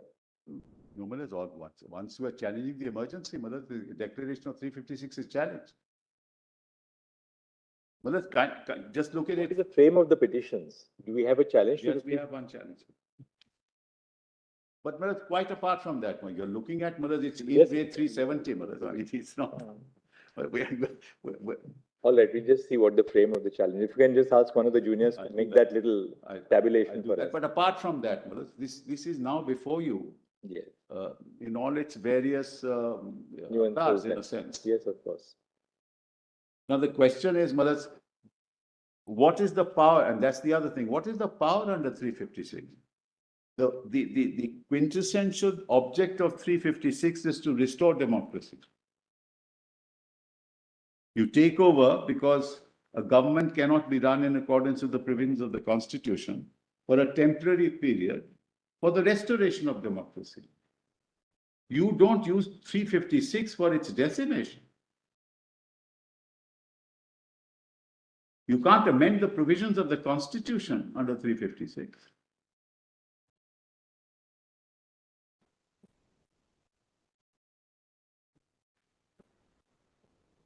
Of 356. We'll give it on Tuesday.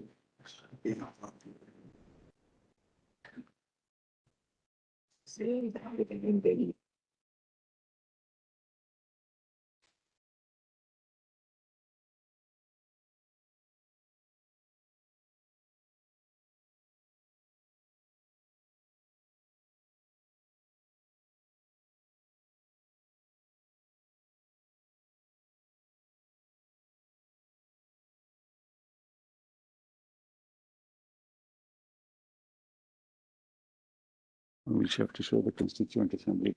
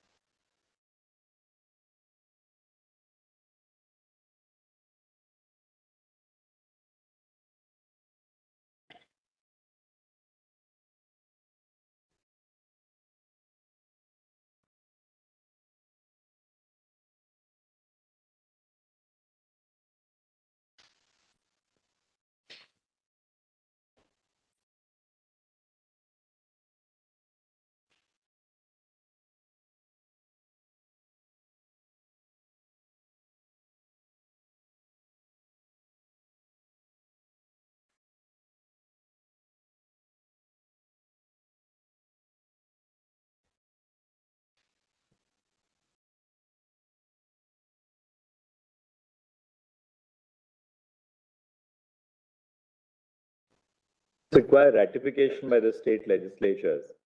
Now, suppose a particular state, the legislature, the power has been exercised under 356 and the president assumes the powers of the legislature, the executive. Can a ratification be done under 356 in relation to that particular state legislature? No, Malas. No, because he's exercising powers as a state legislature, Malas, in this sense. There's no question of ratification. Not in the J&K case. I'm Yes. just theoretically, I'm saying, can a, Generally, what is my lord is putting to? some constitutional amendments under the proviso Yes. require a ratification. That's right, that's right. Now, for the purpose of computing the majority, computing the strength required for ratification, Yeah.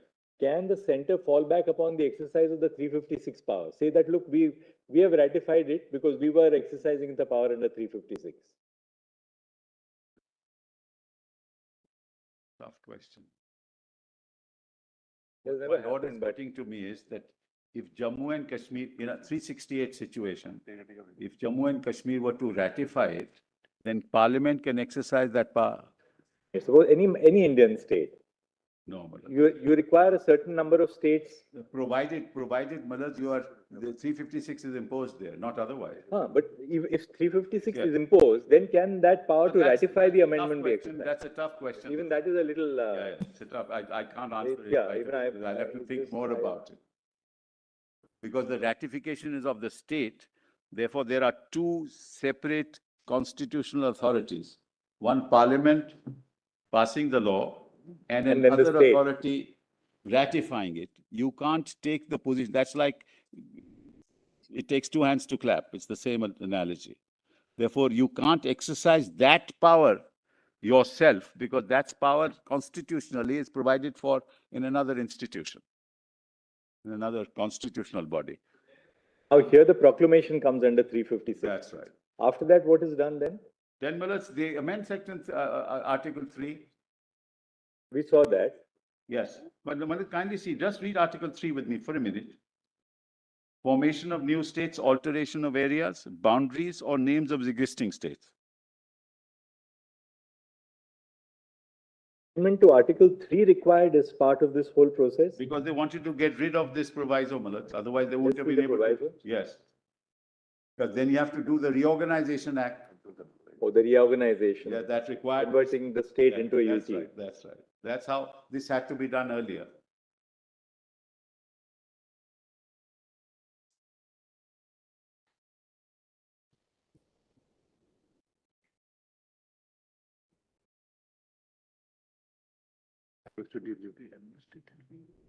Second proviso is not your lordship's document, that has been the other document. The second proviso relates to Malad as applicable to the state of Jammu and Kashmir. Kindly have a look at that. Kindly just show that document. Document volume 1. Volume 1.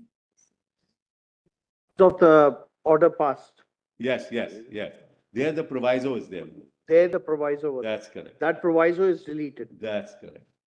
Which is that proviso? Which requires, I'm going to show that to you, Lordship. PDF page 65, document volume 1.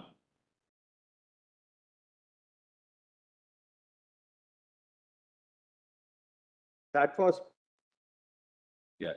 that must be pursuant to the presidential order. Correct, absolutely right.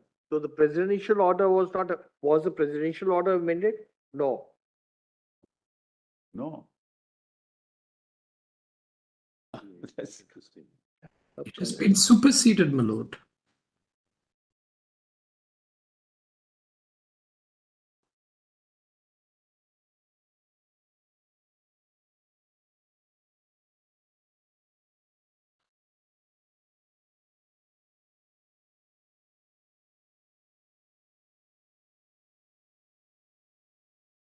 It deals with the second proviso.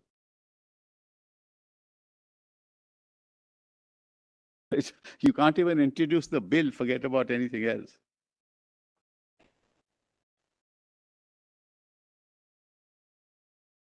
Or only one second proviso. Second part of the first proviso and the second proviso. Where do we get this document? Actually, it's document number, a document compilation. Documents volume 1, PDF 65. 65. Constitution of India as applicable to the state of Jammu and Kashmir. At page?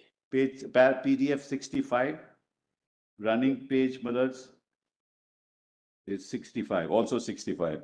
That's the Constitution of India is applicable to the state of Jammu. That's where the only place where the pages of the Constitution of India and the Constitution as applicable synchronize, Malads. The rest is. I interestingly read the note below. It says when secular was inserted into the Constitution. Yeah. It was never inserted here. Never inserted, okay. Just see the note below I it. got Note, it, I got note 1, you got it? Yes, I got it at the bottom, yes. Socialist secular. Socialists agree. But see, Malads, what they've done. Where is the proviso? Proviso, Malads, at page 66, next page. Second proviso. Let's read the whole, Malads, it'll be better Yes. if we read the whole, if you don't mind. Yes. Formation of new states and alteration of areas, boundaries, or names of existing states. Parliament may by law form a new state by separation of territory from any state. But this is also be important when you deal with the Reorganization Act. You might as well read the whole article once. Parliament may by law form a new state by separation of territory from any state, or by uniting two or more states or parts of states, or by uniting any territory to a part of any state. Increase the area of any state, diminish the area of any state, alter the boundaries of any state, alter the name of any state, provided that no bill for the purpose shall be introduced in either House of Parliament, except on the recommendation of the President, and unless, where the proposal contained in the bill affects the area, boundaries, or name of any of the states, the bill has been referred by the President to the legislature of that state for expressing its views thereon, which within such period as may be specified in the reference, or within such further period as the President may allow, and the period so specified or allowed is expired. That's why, Malas, when the views of states was taken, Malas, they said, no, you haven't referred it. We said, only need to take your views. We don't have to take your consent or your concurrence. So we may not agree. Even if you express your views that it should not be done, we're not bound by it, which is the correct constitutional provision. Then the second proviso, provided further that no bill providing for increasing or diminishing the area of the state of Jammu and Kashmir or altering the name or boundary of that state shall be introduced in Parliament without the consent of the legislature of that state. So you can't even introduce it. Here by 356, you do away with it.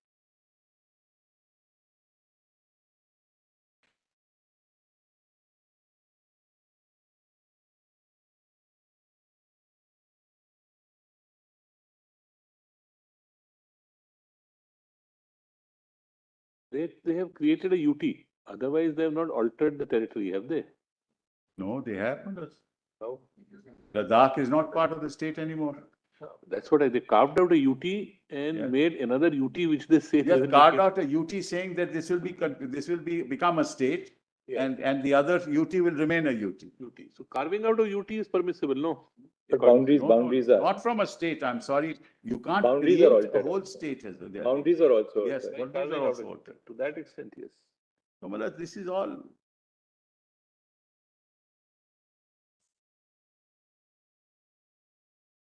And Malas, there is and I'm going to take your lordship to the Constitutional Assembly debates on this.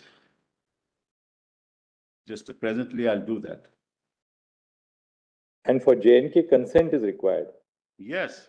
Not just the views, but the consent. Other states. No, Malas, you require the consent before you introduce it. Right. Yes. Other states, it's only the views have to be taken, but for J&K, the consent is required Before you to introduce the bill. Yes.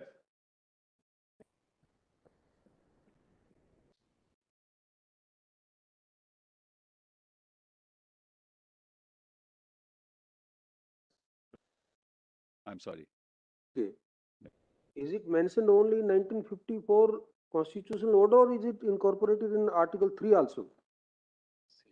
It's mentioned in the 54 order and incorporated in Article 3 before the 54 order. If Yes. it is incorporated, Yes. that would amount to amendment of the constitution. Then was it followed as per Article 368? Not in the Indian Constitution, Malas. It's only in Article this Constitution. This proviso, second proviso, Yes, you are reading. yes. Now we are reading it on the presumption or assuming that it's a part of Article 3 of the Indian Constitution. Second proviso. No, it's a modification of Article 3. As applicable. As applicable only. So it is only incorporated in the 1954 order, As a, not formally inserted in Article 3 of the Indian Constitution as a second proviso. correct. Absolutely right, what my lord is putting to me. Absolutely. They suspended the operation of They it. suspended the operation. How do you get that power under 356? That's not the object of the proclamation. Deleted, suspended. Then they exercise. That assembly can't exercise that power unless to suspend. On behalf of the assembly. Yes, they can't do that also. A bill cannot be introduced without the consent. Assembly is not in session. There is no assembly, it has been dissolved. So where do you get the consent of the assembly? So the governor becomes the assembly, then the assembly becomes parliament, and then parliament gives consent. On behalf of an assembly that doesn't exist. Mr. Sibal, what was the procedure followed when different orders were issued under those constitution, right? Like those about 18 orders, constitution orders, Yeah. 1952 up Yes, to. all mandates with concurrence. With What was the procedure followed? procedure Was it through parliament process or through by the president only? No, it's not through a parliament process, it's through a presidential notification after taking the consent, concurrence or consultation. That's right. So that's how it's made applicable, through a presidential order.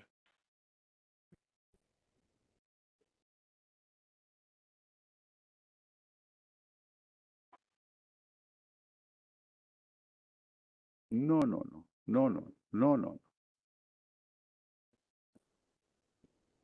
So it's 356 and exercising powers under 356. It's a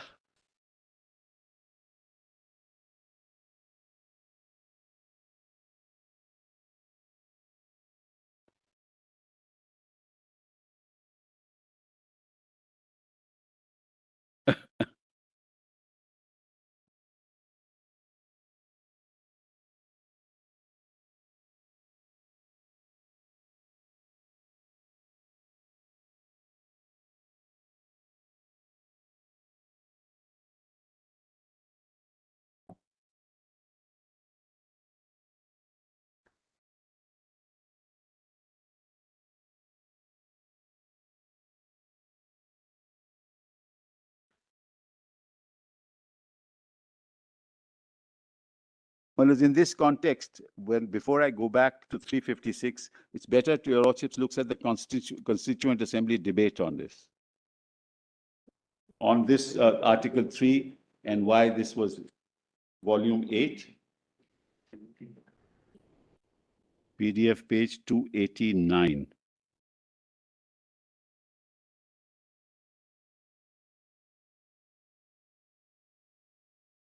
Which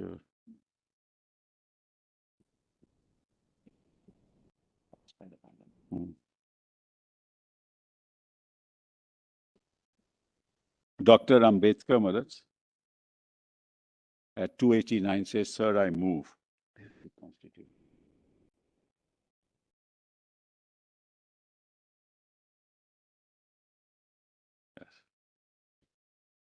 Yes. There's sir,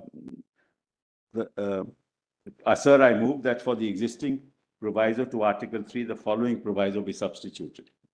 Provided that no bill for the purpose shall be introduced in either House of Parliament except in the recommendation of the President, and unless where the proposal contained in the bill affects the boundaries or name of any state or states for the time being specified in Part 1 of the first schedule, the views of the legislature of the state, or as the case may be, of each of respect to the provisions thereof have been as contained by the President and the states, both with respect to the proposal to introduce the bill and with respect to the provision thereof has been ascertained by the President, and where such proposal affects the boundaries or name of any state of states or states for the time being specified in Part 3 of the first schedule, the previous consent of the state, or as the case may be, of each of the states to the proposal has been obtained. Mr. Vice President, if one were to compare the amended proviso with the original proviso, as it was set out in the draft constitution, members will see that the new amendment introduces two changes. One is this: in the original draft, the power to introduce the bill was given exclusively to the Government of India. No private member of Parliament had the power under the original draft to propose any legislation of this sort, attention of the drafting committee was drawn to the fact that this was a somewhat severe and unnecessary curtailment of the right of the members of parliament to move any motion they liked, and in which they felt concerned. Consequently, we deleted this provision, giving the power exclusively to the Government of India, and gave it to the President, and stated that any such bill, whether it was brought by the Government of India or by any private member, should have the recommendation of the President. That is one change. The second change, which is more important, is this. Under the original Article 3, the power of the Government of India to introduce legislation was restricted by two conditions, which are mentioned in A1 and 2I. The conditions were that there must be, before the initiation of any action, representation made to the President by a majority of the representatives of the territory in the legislature of the state, or a resolution in that behalf passed by the legislature of any state, whose boundaries or name will be affected by the proposal contained in the bill. Here again, it was represented that there might be a small minority which felt very strongly that its position will not be safeguarded unless the boundary of the state were changed, and that particular minority was permitted to join their brothers in the other state, and consequently, if these brothers remained there, action would be completely paralyzed. Consequently, we propose now in the amended draft to delete 1 and 2. This is important. To delete 1 and 2 of A and also B of the original draft. These have been split into two parts, A and B. A deals with reorganization of territory insofar as it affects the states in Part 1. That is the Dominion states. Part 1, that is to say provinces, and of the new amendment relates to what are called Indian states. The main difference between the new clause A and B of any amendment is this. In the case of A, that is to say reorganization of territories of states falling in Part 1, all that is necessary is consultation. Consent is not required. All that the President is called upon to do is to be satisfied before making the recommendation that their wishes have been consulted. With regard to B, the provision is that there shall be consent. The distinction, as I said, is based upon the fact that as far as we are at present concerned, the position of the provinces is different from the position of the states. The states are sovereign states and the provinces are not sovereign states. Consequently, the government need not be bound to require the consent of the provinces to change their boundaries, while in the case of the Indian states, it's appropriate in view of the fact that sovereignty remains with them that their consent should be obtained. As regards the amendment moved by Professor Shah, I do not see much difference between my amendment as contained in subclause A of the new proviso and his. He says that the discussion shall be initiated in the states. My subclause A of the proviso also provides that the states shall be consulted. I have not the least doubt about it that the method of consulting which the President will adopt will be to ask either the Prime Minister or the Governor to table a resolution which may be discussed in the particular state legislature, which may be affected, so that ultimately the initiation will be the local legislature and not by the Parliament at all. I therefore submit the amendment of Professor Shah is unnecessary. Now, this was adopted.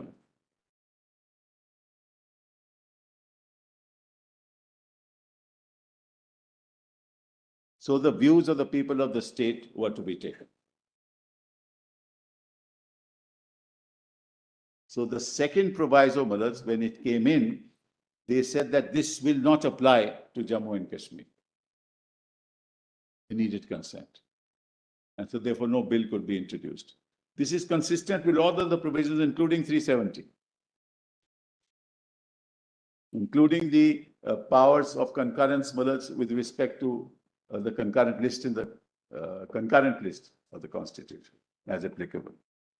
So this is a consistent thread throughout, which is accepted by the Constitution makers. So now, Malad, if you now go to 356, document volume 3, no, this is very PDF page 92. I'll read further, Malad. So they suspended this.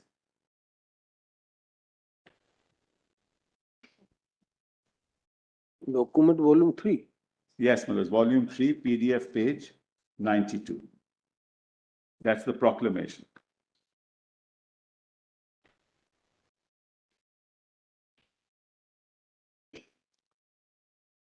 So when everybody was all states were integrated into the union, that means you didn't need any consent.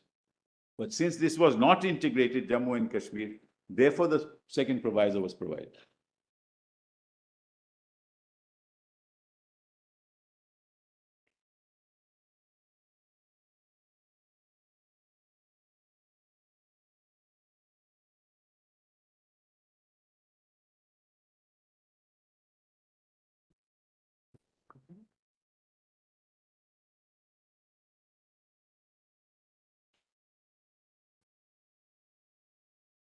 And Millers, your lordships will see that the whereas clause says provisions of the Constitution of India as applicable to that state and of the Constitution of Jammu and Kashmir.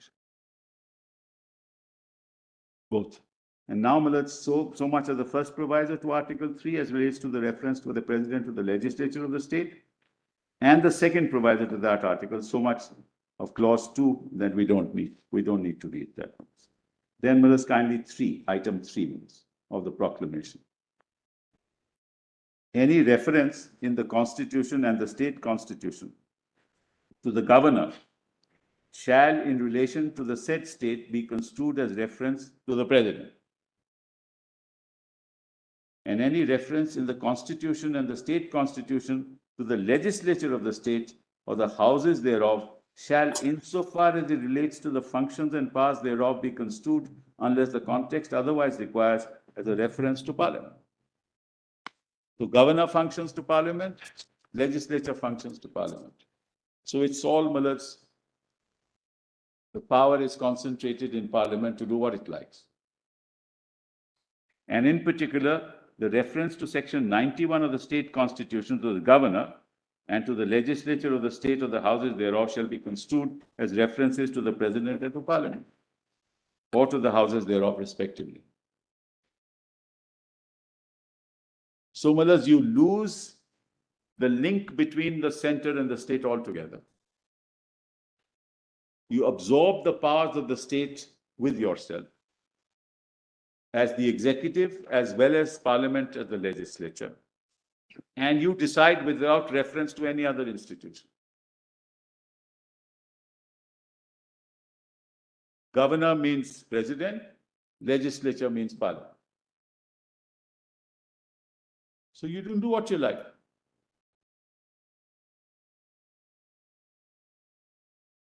And so you give yourself consent. You don't have to seek consent.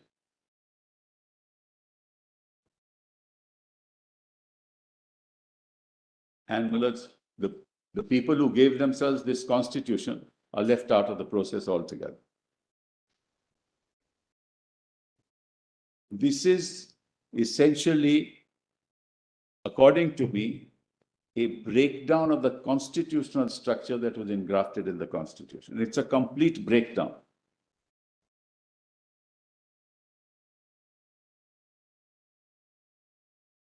By inhering in yourself as the union, the power of the state, executive power of the state, and by Parliament, the legislative power of the legislature. So you do away with any representative form of government, do away with institutions, and make it irreversible.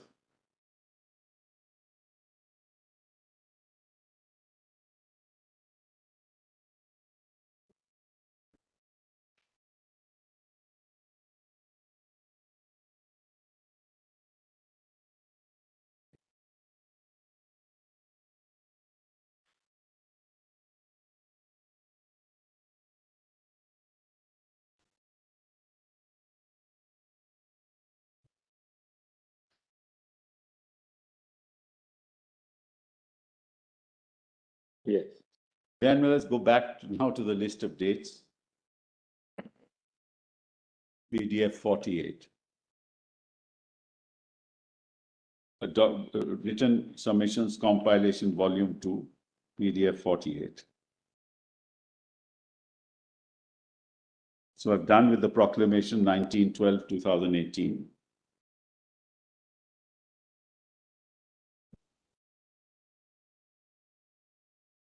So item 60.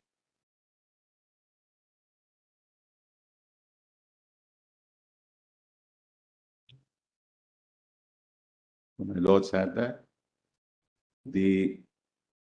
A resolution approving this proclamation issued by the President on 19/12/2018 was passed in the Lok Sabha on 28/12 and the Rajya Sabha on 3rd of January. Then, brothers, we don't have to read this. Jammu Kashmir peoples, we're not concerned. Kindly come to 60, item 65, PDF, page 50.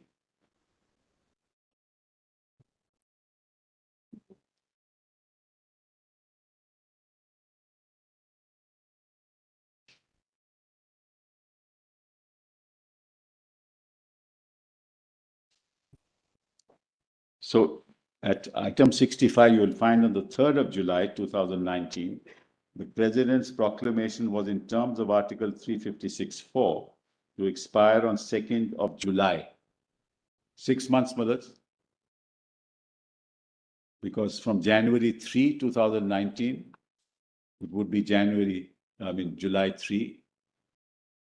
So it was to expire on 2nd July. Consequently, President's rule in J&K was extended for a further period of 6 months with effect from 3rd of July till the 28th of June 2019 and Rajya Sabha on 1st of July. Then leave all this. Then 72, page 53, PDF page 53.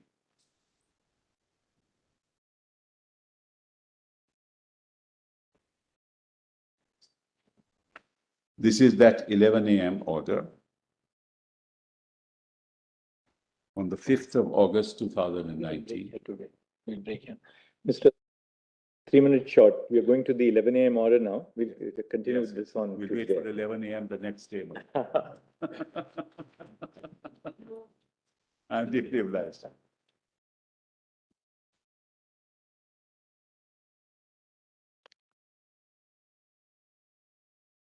We appreciate your Lordship's patience, mothers. We'll come back on Tuesday. Yes. Tuesday, no? Lordship, on